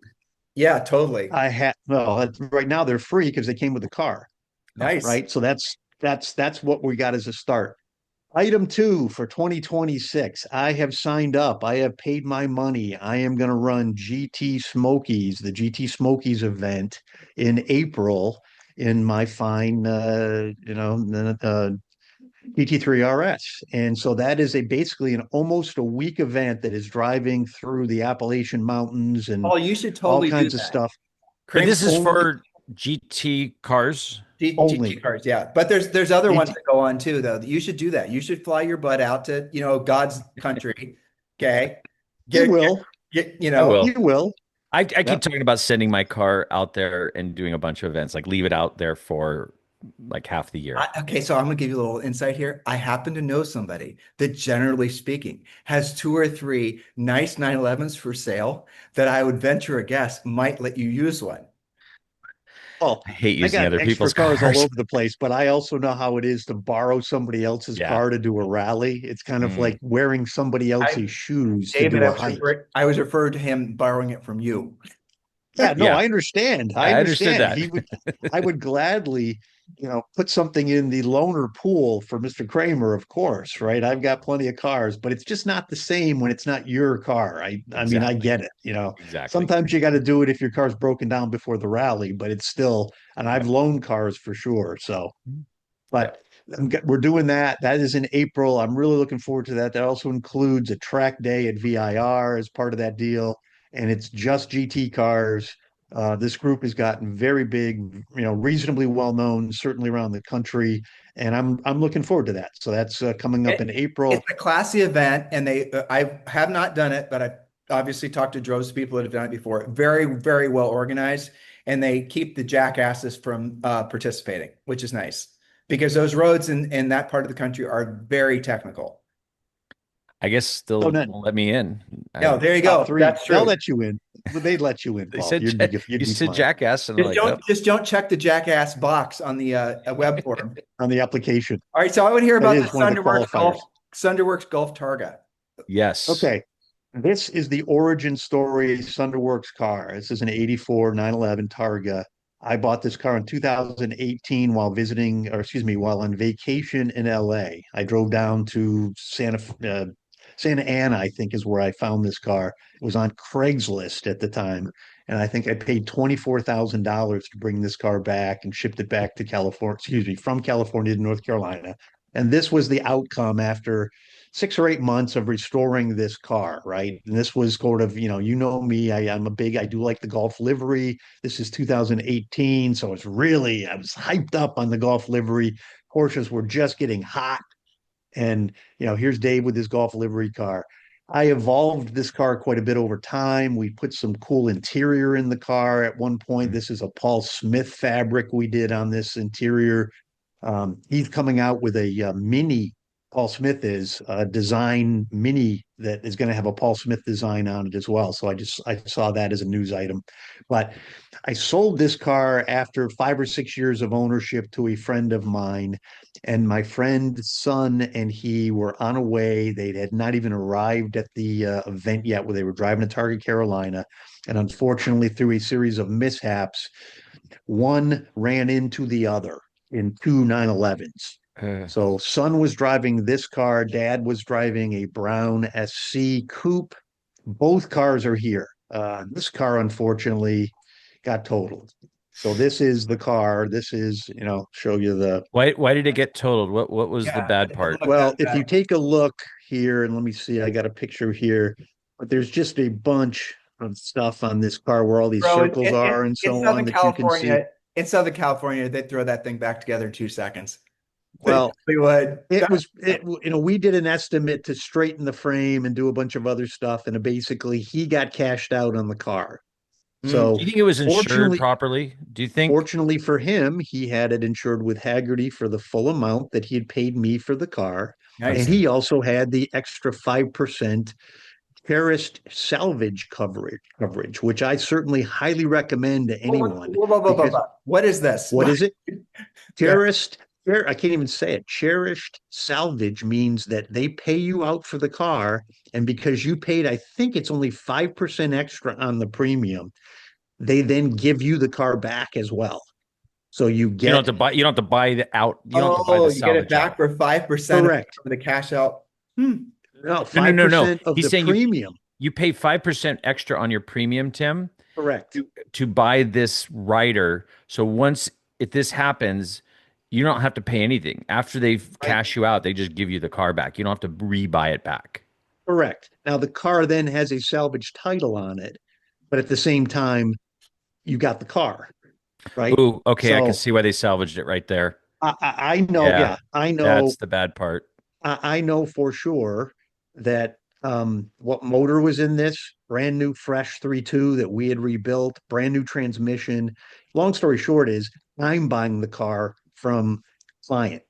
So I'm getting the car back from him, and my plan will be, I don't care if it has a salvage title, we'll fix it, or else, if I think it's fixable. I mean, we're gonna How have to far put it back on a does the frame frame. damage go, David? Do you know yet? Goes back. It goes back. There's some damage behind the front wheel here, but it's So all if people pullable. if It's all people are not fixable. watching, the right fender or right front wing, as they call it, is Yep. off the car.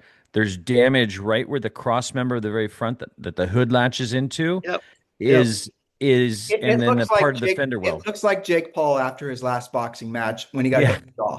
I mean, It It's a looks it broken looks jaw. wrinkled, but knowing these cars, they're meant to absorb impact. So that probably shifted the whole chassis, the unibody, all the way behind it. In fact, when I see these impacts, often you'll see catty corner, like on the left rear, things like the deck lid doesn't close. It's a Targa. Maybe the Targa bar doesn't quite fit. I mean, I now can see because this probably rippled throughout the but car. it's metal. You can put in It a. was about a Yeah. 60 plus $1,000 repair is what we Ooh. estimated to fix the car in terms of straightening it, putting fender, doing the You have a whole nine jig. yards. So Does your body shop say- have? Would you straighten the frame on that yourself? we have a partner that we work with who has a Celette bench and a frame straightening rig. And so the brown car, which didn't get totaled, the brown car we had just built a $30,000 motor for, and he got hit from behind with this car. So right front fender goes into left rear bumper of the car in front Hold on. and So whacks the back of the car. the brown car hit the blue car. Both of these are your Nope. customers. No, blue car hit Yeah. the brown car. Oh, blue car Yeah. hit the brown Blue car. car hit brown car. Both are clients. Both are cars that we've done work on. One is car I used to own and sold to friend, and friend basically smashed his car, my old car, son driving it into his car. What happened is a cop pulled up behind him. They were on their way to Target, Carolina. The cop flips on the blue lights because they were clicking along at a pretty good click. Dad sees the lights, immediately slows down. Son, distracted by cop, doesn't see dad is slowed down and plows right into the back of dad. Nobody was hurt. So that's what happened. Everybody's good though. Nobody was hurt. Oh no, yeah, no, nobody got hurt or anything, and I don't think they were going at such any kind of high rate of speed. And of course, the cops let them go because it was like, oh Jesus, I was probably somewhat responsible for this wreck. But we will bring this car back at some point, and some point it will come back to its former glory as the Gulf Sundermobile. So Make sure you those make are my three objectives for 2026. make sure you make the gumballs bigger, and just to piss Paul off. Yeah, that's just Actually, vinyl, actually, if Paul, you're and going it to put came off gumballs later. on, please make them bigger. They look lost on that car. They need They to do. be. In fact, Completely if you agree. They Paul, look they at came some, off. They came off much later. They definitely that one picture was just after I had done the car, okay, but later on, all that shit came off. but if you do gumballs, what looks really cool is insanely oversized, where it goes from the top all the way, almost wrapping around the underside, and you shift it forward so it goes onto the front fender and the door. It looks actually, I can be on board with that. You could But be on board with those But you gumballs. got Okay, I'm like not you sure got the gumballs stripe will even down the go back on the middle. car. You got the rocker stripes. That's the problem is you got too many. Like pick a stripe, the rocker stripe or the one down the middle. Not both. Totally got it. So You weren't in my life at this point, Paul. So I did not have but anyone aren't to lean on for this sort of but this aren't sort you of just guidance. thrilled you get Paul to criticize every damn decision you've Of made? course, I love Yeah. that though. It's I good. actually He's got I good taste. messaged him when we were talking about your customer's car that you're going to be building and told him for us to keep our yaps shut because we don't want to mess around with our overing opinionating because we're yeah. never Totally good. yeah. We want the total opinion. Hey, one last quick thing. We're building one of these too Oh, this Ooh, year. cool. badass. Is that for a customer or a It spec? is. That is Oh, a Russell built car out of California. That is Yeah, those are what I'm cool. I've never seen very one of those. cool, really nicely done. He has figured out that he himself cannot build enough of these cars. So Oh, he's IDing shops around the no country way. to to You know. basically sell his kit to because Oh, he's got a cool. full kit. This isn't like some, No. elephant racing bolt-on stuff. He's built some very bespoke suspension stuff for this. And I've seen his cars in person. Yep. Super cool guy. We've already talked about it. Whole side story I could tell you about this, but this is going to be a really cool build we're Okay, I doing. have That's Car will questions. awesome. be a I balloon have color. questions. I bet you I'm gonna ask Yes, you sir. questions, Paul. First of all, that'd make the perfect Puerto Rico card. Number two, so all in, what would something like that cost to build? And It's going to let's be this. for those of you who are This thing is going to be north of three. Yeah, it'll be somewhere between 3 and 4 altogether, including the price Yep. of the car. Yep. It's a okay, for those, 964 base car.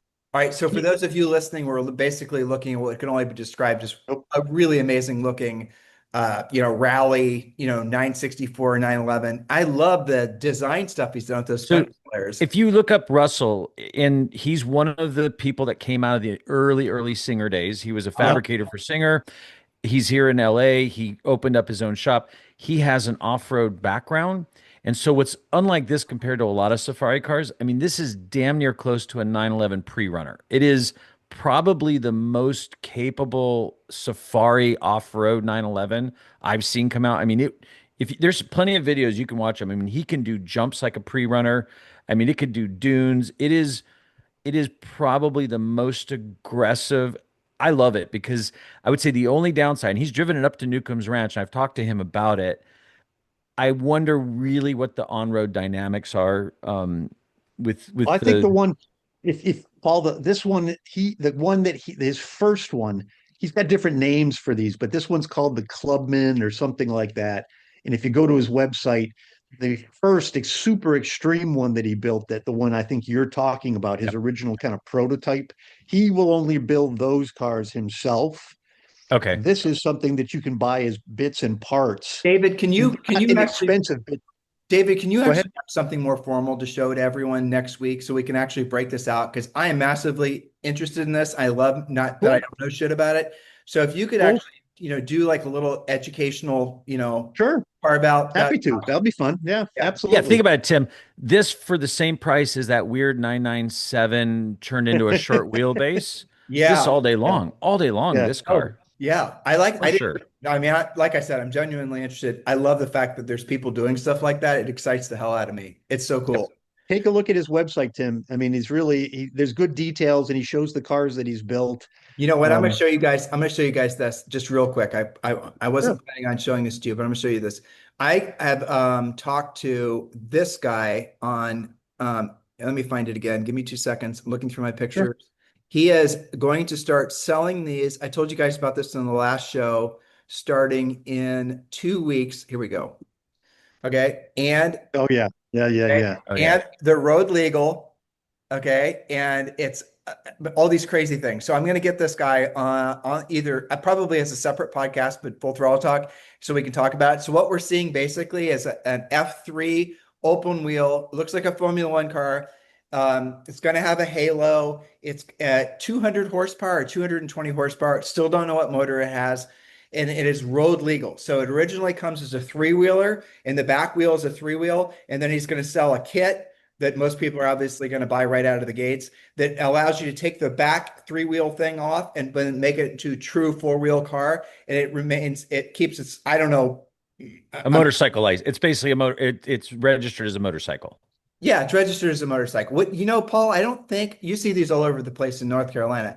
You don't need a motorcycle license for those three-wheelers, I'm pretty sure. So you Correct. just be normal. That's kind of So crazy. so slingshots and Can-Ams and those kind of car things, you can basically you don't have to have a motorcycle license, but I think they're registered like a motorcycle. Like you can go on the carpool lane, the high occupancy lane with Yeah, them. that's crazy. But can you, if the world is actually going to allow us the grace of having Formula One cars on the road, then I think it's definitely as a precursor to the return of Jesus Christ. Because, So he's like, I won't talk about politics, but I'm going to Yeah, bring but let's go to religion religion into instead. it. well, I mean, if you're, look, it's a Formula One car for the road. What more do I need to say? Yeah. I'll, That's I'll it's go, right. I'll, I'll go through my goals relatively quick. This has been a 4-year long project that Oh, hopefully it looks awesome. that's That's not ours. beautiful. That's not ours. No, no, Oh, no, no. Ours is still in parts. Oh, So that's a turd then. Okay. that is a car in Belgium that was restored for your Porsche friend, the grandson guy, Oh, Ferdy. Ferdy. So if I remember correctly, that car is a tribute that Ferdy had built for himself. And well, anyway, so the aluminum body is in get our aluminum body is from England. It's waiting in a place in Kentucky. The four cam motor, same place. All the bits and pieces are coming together. Next stage is supposedly happening January, February. It's going to go to paint, and I am putting gumballs on it. Sorry.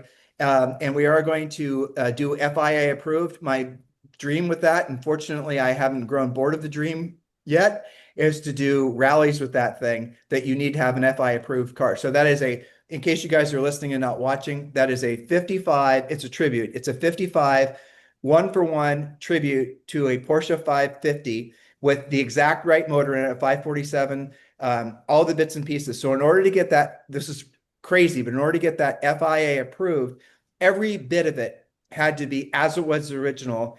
The motor had to be the 547, the brakes had to be the drums in the front, all the things had to be exact. And that's what that car is. And Paul, wouldn't you say it's a nice spec? yeah, Yeah, nice spec. No, I do. As a former replica owner, and it was nothing like what Tim's building. This is late '90s. I strive so hard to replicate the pieces that now, guys like Russ at Fiber Steel make a lot of them. But what Tim's doing is Herculean. It's really taking it to a high level to do Oh that yeah. much work. Especially what the costs are when you've told us bits and pieces of how much this thing is and how much that thing is. This is where someone like I'm so excited. My friend has a boat. 4 years. Like, Remember, I said 4 years ago. So when I started 4 years ago, it was going to be less than half. And we were going to put a push rod in it, a 356 push rod in it, because the original 55s that raced had push rod motors in it. And then, of course, there's tariffs and all the shit got tariffed on the way in, and boom, the price goes up by 15% and all. oh, I'm not going to think about it. It's been 4 years. Remember, I keep on saying the time. it's going to be cool. It's It's very going to be cool. cool. Yeah, And I do want to see you. I want to see Tim and I talked about this. We made a goal for you, Tim, in case you didn't read it in the thing, which is I want to see you take one of these things you have, whether it's your blue car on a North Carolina rally or that car on a that's my FIA next rally. goal. Okay, Boom. okay. With other people, like Oh, no. I don't want to drive around other people. All right. So my next goal is I'm going to hire a driving coach. Don't break them down, Paul. I could hire a driving coach to be better on the kart for kart racing because I showed you guys the go-kart, and I'm going to hire a sim coach to get better at sim racing. And then the last thing is motivated by David. I'm going to do the Rennsport Dragon Rally. And this is what I was going to suggest to you, Paul. They do it 4 times a year. The first one they do in April is just for air cooled. The other 3, I think, or whatever you want to drive. But that, from what I can tell, is not as specific as his, which is the GT cars, but that looks like it's really epic as well. You might want to consider. They do it 4 times a year. Right. Really? Different, yeah, the different groupings and so on, but they're all done here out around Tail the Dragon and You've done that, other no, places. David? Yeah. I've not done it. No, I haven't. I've got enough other rallies that are more specific to air-cooled cars only, which is the ones I really like. Yeah. And the community I built around that is a little bit different than the Dragon Rally guys. So I mean, yeah, but I would be open to it, of course, especially Tim, if you're going. If you're going, I'm there. I'm coming. I remember. Yeah. Well, the cool so the last thing is that and this was motivated by you, Paul, is I was so jealous of your trip to Germany, dude. That was so gorgeous. Your pictures on the mountain passes and all those, it was unbelievable. So we are doing nothing like what you did. We're going to be going to Germany and then ending up in Italy. And we're going to rent, and I'll talk about it in a second. We're going to rent something really cool to drive through. We sent it to our travel agents. I had Grok help me make the itinerary. And he messages back. He goes, I have one question. $470 a day for a car? Question mark, question mark, question mark. He's obviously not a car guy. Definitely not. I'm like, that'll buy you something decent. That'll rate you something okay. All right. Yeah. So, Paul, you are up next. Yeah, I'll try to go as quick as I can. 3 big things. First thing we got coming up the end of February, I've talked about before, the Fat Mankai Ice Race in Big Sky, Montana. My friend Joe Hiles going with me. We are taking the 944 Turbo S. It's an 88 police. It's Dutch police faux livery. I don't know if I mentioned last time, but it got accepted under the exhibitor display. So I get to do some laps.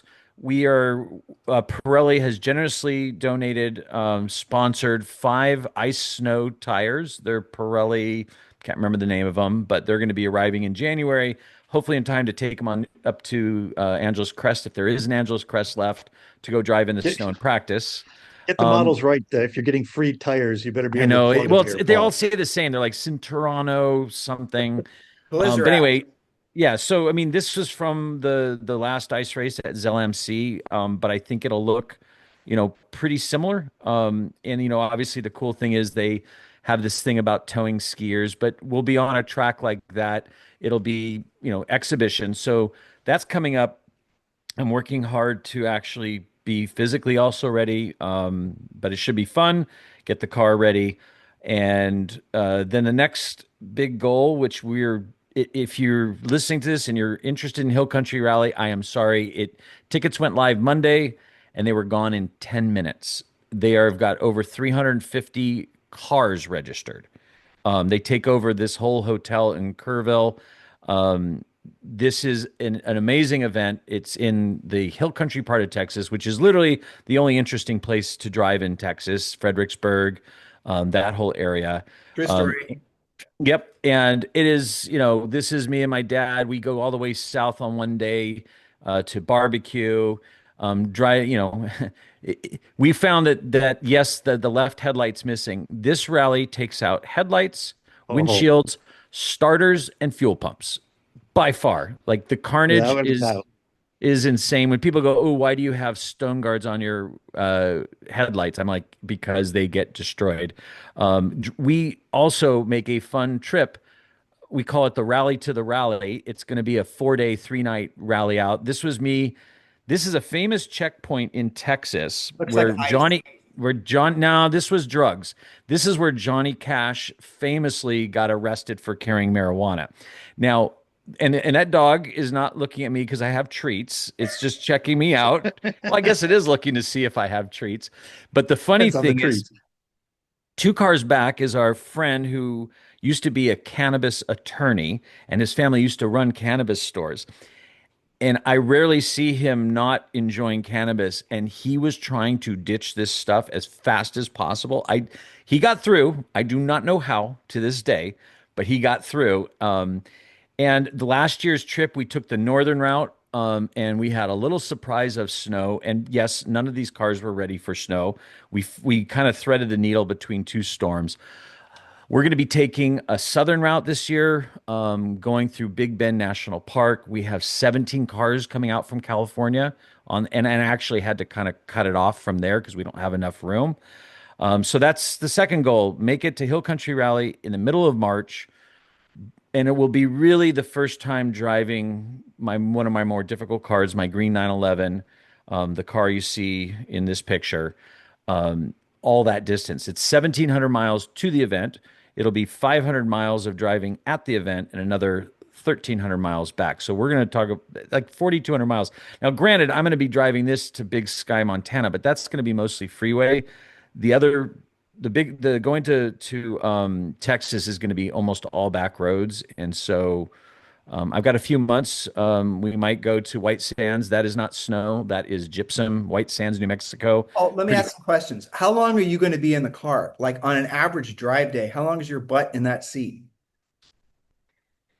Total drive time will probably be 8 to 9 hours. So you're going to be in a car driving occasional for gas and pee for 8 or 9 hours a day? Yep.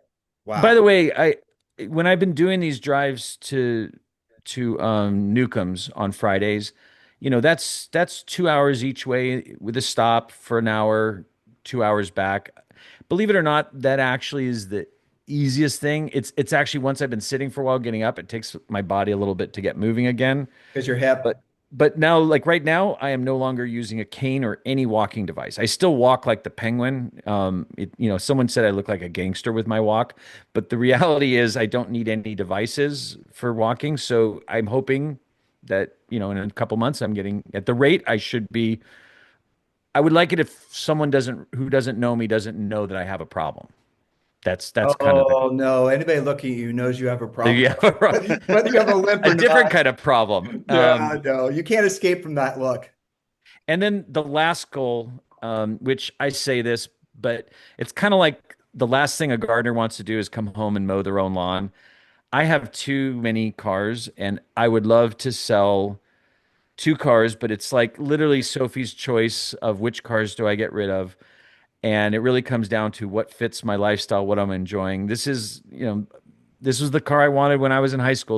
I wanted a Countach, but this was what I could afford, which I really couldn't afford. It's a Mitsubishi. No, my gosh, No, Mitsubishi. it's an It's an Isuzu. Isuzu Impulse RS, one of 1,100 for North America. And the only reason they made 1,100 is because they can only probably sell 900. And they're fun. They're 2 liter. I mean, think about it, 1987. An Acura Integra, which 16 valve was cool, or Scirocco, they were what, 110 horsepower? These were almost 150. They were 2 liter, turbocharged, intercooled, rear wheel drive for a Japanese car, 5-speed manual, limited slip. Now, that sounds like a centerfold, likes long walks on the beach, is really fun, loves cars. You read that, and I remember when I first drove it, I was like, there's no way this is a steering rack. This feels like the shittiest steering box. And I looked it up. It is rack and pinion steering, but they somehow managed to make it horrible.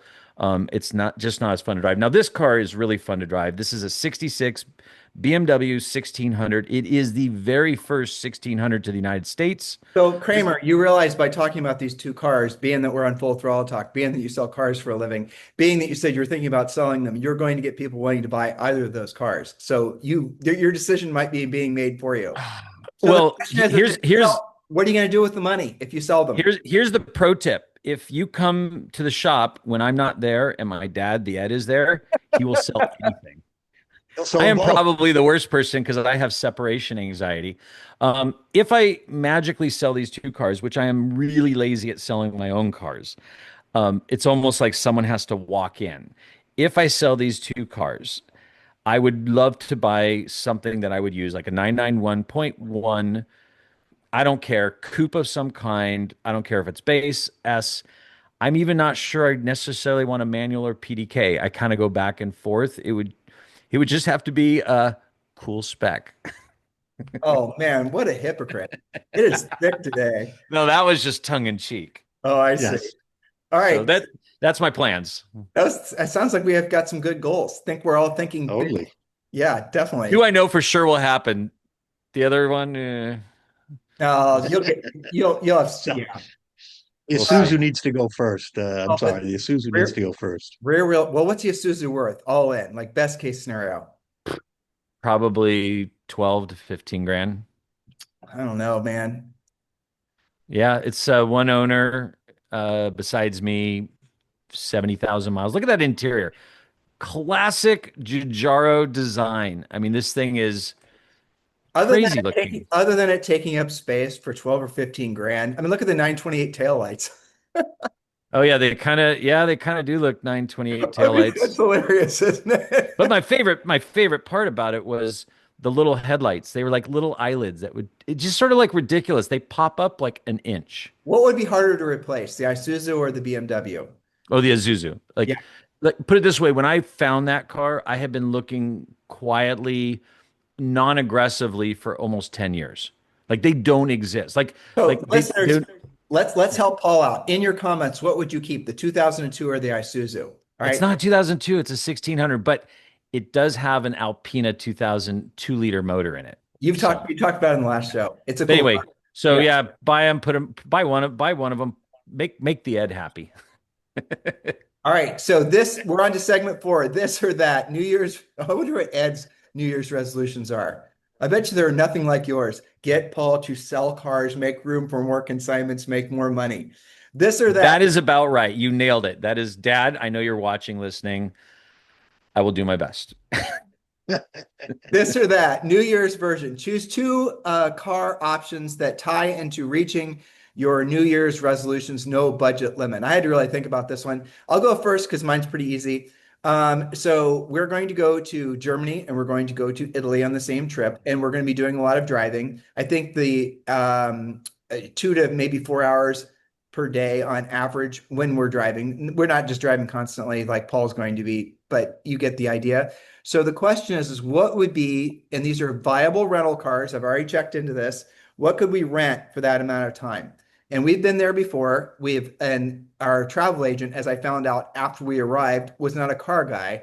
So he put us some god awful Alphas. Oh, no, no. He put us in some freaking French cars, which, oh, unbelievable. All right. So my choices that I've given myself, let me see. Okay. So we could rent no, we can't rent one of those. Sorry. I'm Isn't lying. that what you already have at home? Yeah, we do. Alfa Romeo Giulia Quadrifoglio.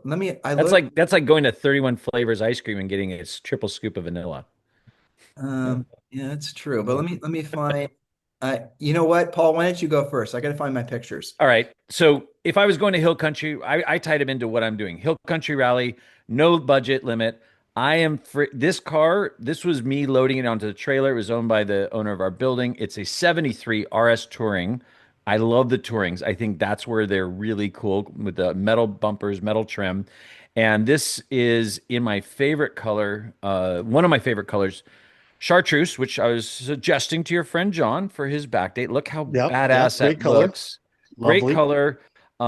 I got the privilege of driving this car out of his shop a mere 100 feet to load onto a trailer almost exactly a year ago. I don't know exactly what it sold for, but it was an Italian car, originally Italian delivered.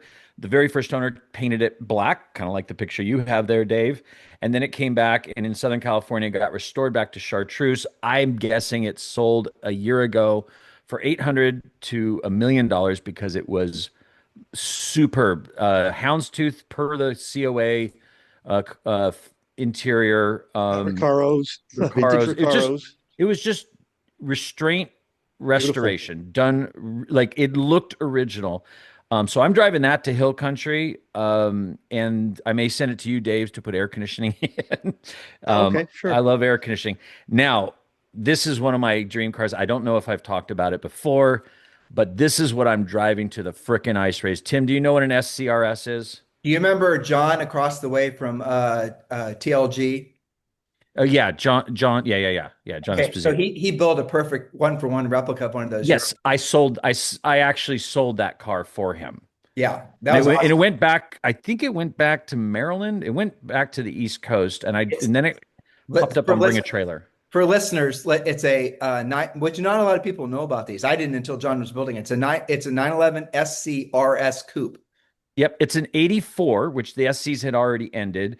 It was built for Group B, which if you remember, Group B rally was the craziest high point, and it really wasn't that competitive. They built, I want to say, like 21 of these cars. Most of them went to Pro Drive and became that famous Rothman livery. What's cool about this one was it was restored by Porsche. It had like 1/14th place win. Little trick: if you have an unsuccessful race car, that means it survives and it actually becomes worth a little bit more. It does have FIA history. It has the lollipop seats. But here's the cool thing: this is back the very end of the era where these were street legal rally Mm. cars because they had to drive to and from each stage on the street and be registered. Obviously, not in California. This one sold recently at the Chattanooga auction about a year ago for 2 million. And just imagine that on snow tires, driving it in the snow, doing that shit. Like how, and by the way, that was my other choice. That is the Borg Waldegard SC rally car, predecessor to the SCRS. And really, the only thing problem with the SCRS is it failed because by then everyone was going to turbocharging, and it just wasn't competitive. So, Interesting question, David. This is tying in that build you're doing for John H. Hmm. I wonder Yep. if he would considering that car's already a G body opposed to making it to an F body, whether he would do something like that to make it maybe a little bit more without, I'm just, We talked about a lot of options. He loved this look. yeah, I don't That's the blame him. look Me he too. wants. Me too. it's a good look. Yeah. He's not wrong. I love the SCRS, but the problem, even with the one that John Esposito did, it was so SCRSs. No one knows what the hell they are. Even Porsche guys don't know what they are, and it's so subtle and it's so plain. It's sort of like if you know, you know, and that's what I love about it. Like you show up at Big Sky in a real SCRS, that is like pheromones to those guys. They are just going to be losing themselves. Yeah. Okay. Yeah, I don't think I find that appealing. A bunch of guys chasing me because of my car, but Paul, whatever, I'm not judging. Pheromones, baby. Yeah. Yeah, I know it's not Puerto Rico, but it's all I got. Oh, okay, I get you. David, I think you're next. Oh, okay. Well, fair enough. So this car behind me is actually similar to what I think we're going to try to come up with here. This happens to be an 87, so it is a G50 car, but it was one on Bring a Trailer that did not sell.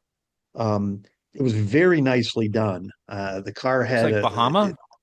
it is Bahama Yellow, and I think candidly, I think there was two things that held this car back from not closing. I Wheels. think it was this color, which is very specific. It's you love it or you hate it typically on Bahama. And number two was when it closed, because I actually think this car closed on Thanksgiving Day. Ugh. So it I think this car is probably it was a back to our conversations we've had, Paul. It was a triple dipper as a BAT car. So this car had been back. This was the third time it was back. First time before a lot of work had been done with it. It sold in the 50s. Next time around, it sold in the 160s. And then I think it only got up into the 120s or 130s. I'd have to look real quick Did it to see sell? what it did not sell. No. So I Give think me this more is probably a pictures, David. 175 car is what this car would be in my opinion, given I mean, they did some nice interior work Oh, here. wow. Well, Wow. some nice woven leather and What was it? um What was the engine on it? I can't remember. it's a stock 3.2 that was in the car. I'll tell you right now, that's Could where be it. Let me double check that though, Paul, before I say that for sure, because they could have built that a little bit. It sold for 165 back when it sold the last time. And then let me just see real quick. That's rebuilt under current ownership. Now it looks like a stock. It's got it was increased to 3.4.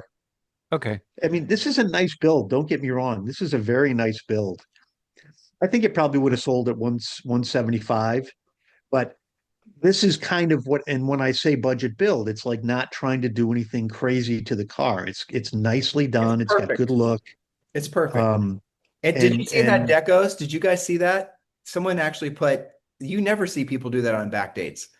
The side The trim. rocker, the Yeah, the rocker. rocker. oh yeah, Yeah. Yeah, yep, yeah, yeah. yep, yep, People Yeah, never go do back yep. to the other photo.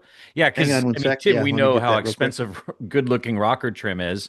I mean, Yeah, that Oh, it's personally, when great. you same reason I like the RS Tourings. When you do a hot rod and you put trim on it and steel bumpers, I just think it elevates it because no one builds hot rods like that. That begins to make it look more legitimate, Great. I think I'm looking forward to what John builds. I hope he, takes your yeah. advice Well, because we're you know gonna what you're follow doing. along. He's Well, definitely would full throttle talk. Will be following along with our John H build.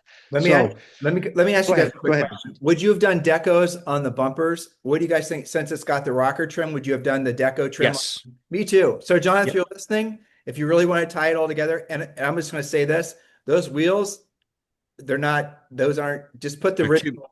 They're too dishy. well. No, they look like they're 16 sevens and eights, or Yep. maybe they might be nines.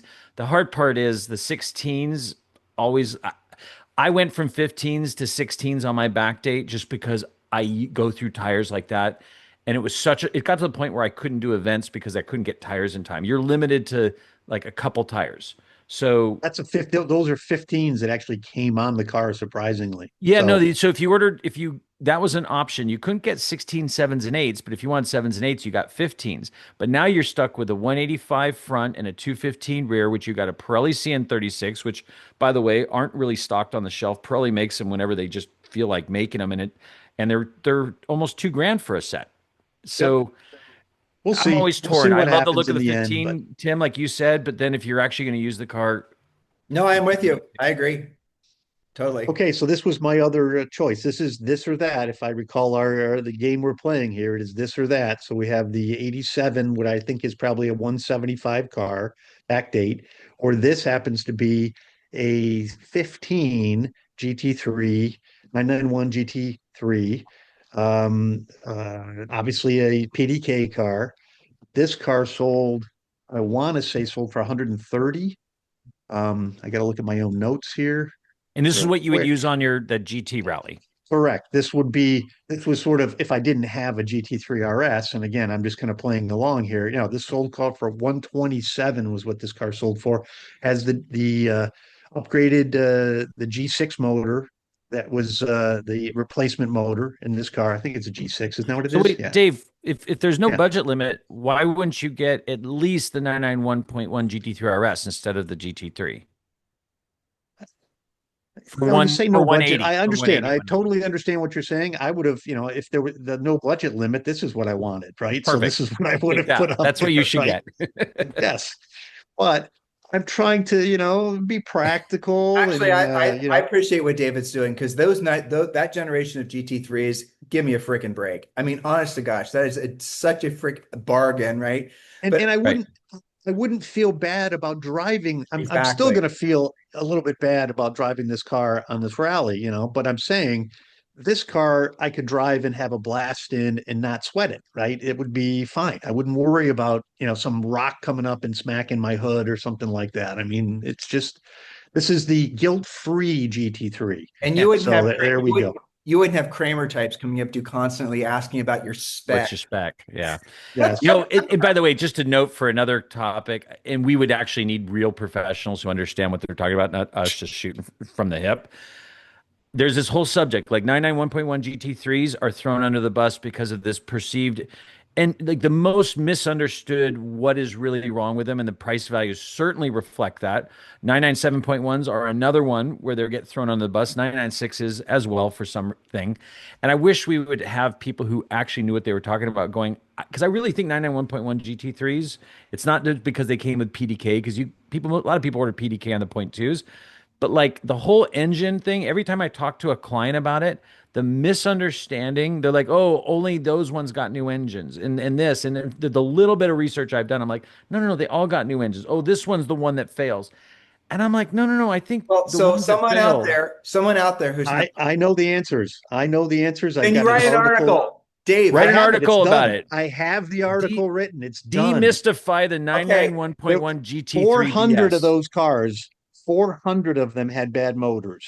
They Okay, replaced all so 400. write the article, and then we'll It's talk done. about it the next episode. Okay, Right. very good. It's done. Right. It'll be up. So you're stepping on my pitch here. So subscribe to the newsletter, fullthrottletalk.com, or click the link down below. And you can get David's article where he's going to explain, hopefully in high nerd, all the specifics as to answering Paul's question. Yes. So I didn't I really basically compare the three current GT3 versions, 991.1, 991.2, and 992.1, all with PDKs so that we could keep the playing field even, and the differences between the cars, the differences between the PDKs and so on. So my conclusion is, without a doubt, that's the buy right there. That's the car, 130 grand, fantastic car, no stress. Look at the failure rates between the various cars, and then the G8 engine, the G6 engine does not fail at any greater rate than any of these other But cars now. we still need someone who works at Porsche, who builds these engines, or an engine builder, to talk about. There was a G series engine, an E and an F, and every year that goes by, they're like, oh, those are no longer good. The Fs are good. Oh, the Fs aren't good. You got to have a G. Dave, I still call bullshit. okay, well then between the two of you guys, who's going to write the article? Volunteer. Dave. It's written. Article's written. Okay, using all the nomenclature that Kramer just ran. Engines, right. numbers, all Paul, this kind of stuff. no more ChatGPT letters. help, it's all good. Okay, we're impressed. You know your ABCs. All right, let's move on. All right, so here You're up, buddy. I know. So here are my two choices. I'll keep this succinct. And these are literally the two cars that Julie and I are considering renting when we're in Europe. So that is an Audi RS4 Avant. It's funny, I called it Artie because our RS6 Avant we call Artie. That's his name because the salesperson I got it from was named Artie. I know you guys don't care, but I was going to poison you with that information anyway. Or second choice. Get a picture of Artie? No, Artie's not coming to Europe with us. So, but that's an RS 4, yes, Avant, or that an M4 Touring. Oh, so it's not the okay. M5, so it's small. Yep. Yeah, Yep. I don't like big cars. Other than I would definitely, because if you've driven in Europe, which you have, there are very few big roads aside from the Autostrada or the Autobahn, and you're mostly driving on these little tiny effing villages, and you do not want a big car in Europe. So between the two, and we're going to be there for over 10 days. BMW. We're going to be living in the car. All right, so BMW or the Audi, what do you think? BMW. I mean, Me too. we rented an A6, the fastest one we could get in Germany, and it was great because we weren't doing a lot of back roads. We're on the Autobahn, and talk about blending in. We did not look like a tourist. Yep. But if you're going to be driving fun, like when we drove the A6 on the fun road, the Grossglocker Pass, boy, the Audi shows off its front wheel bias, its front heavy nose, and I think it's bigger than the B. That isn't that the A6 is a 5 Series size, right? But I was comparing essentially the downsides from the A6, right? So the A4, right? Okay. A4 or the M4, but I think the BMW too, honestly. BMW. Yeah, It looks. Now, can you choose color? I know. I The I can just green. see you at the rental desk. I need to have a nice spec. Well, you know this because you did this, and anyone else who's thinking about going to Europe. If you start in Germany, it's actually really freaking easy to get a 911 rental. It just is.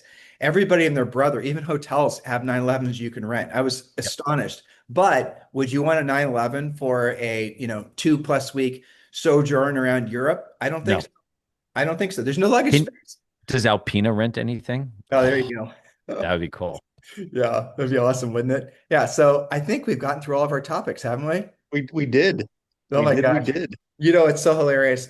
I think we actually got through the show quicker when there was 4 of us. Yeah. It's not good. It's not good. We have a problem. But Yeah. It's a good problem, though. It's not a bad my name's problem. Paul. I have a problem. so, guys, next week, I know this will be a fun topic. At least I think it will. Next week, I want to do. We had some ideas that came up. What are we going to talk about next week on the show? One was the Russell build stuff. Wanted more Definitely. details on the Russell build stuff. Definitely. cars. You mentioned, Tim, something about new cars you're excited about coming out in Not just me, but all of 2026. us, right? So bring a list of maybe 3 cars that you're excited about. And I'm going to write an article about it so you guys can steal some of my ideas if you want to. But Okay. yeah, let's have some fun next week. So listen, guys, another Full Throttle Talk is in the can. Thank you for listening to us every single week. It is our passion to do this for you. Please do like and subscribe. And if you're on YouTube, definitely like and subscribe. It helps us to get the word out, helps us to encourages us to make do more shows. If you're on iTunes, please give us 5 stars and a pithy comment. Guys, I feel goofy saying all of that, but the reality of it is if you don't, the algorithms essentially make the show go away. So we're counting on you to help us have the motivation to keep the show alive. We want to keep doing it. So please do like and subscribe and encourage us along the way. And definitely subscribe to the newsletter, fullthrottletalk.com. In the meantime, guys, it's New Year's Eve. Any New Year's plans? We're Out old. to dinner. Out to dinner? I'm actually going to go to the office and work. That's pathetic. We're going to go watch fireworks. And tomorrow, in honor of all the wonderful New Year's Day drives we used to do when we were in Southern California, we're going to take the Ferrari 296 out. There'll be nobody on the road. And we're going to go on a nice and no Paul, not just driving a loop around Puerto Rico. We're going to And go. it's actually raining going to rain today, tomorrow, New Year's Day. So all the New Year's drives are off. It's actually ready to rain for over a week. So we're finally tasting what the rest of the country has to go through this season. So, boo-hoo. You guys can come down and Boo-hoo. visit with us in, Puerto Rico. Puerto Rico. More than welcome. All right. There See you you go. tomorrow. Happy New Year, everyone. Happy New Year. Bye-bye. Bye.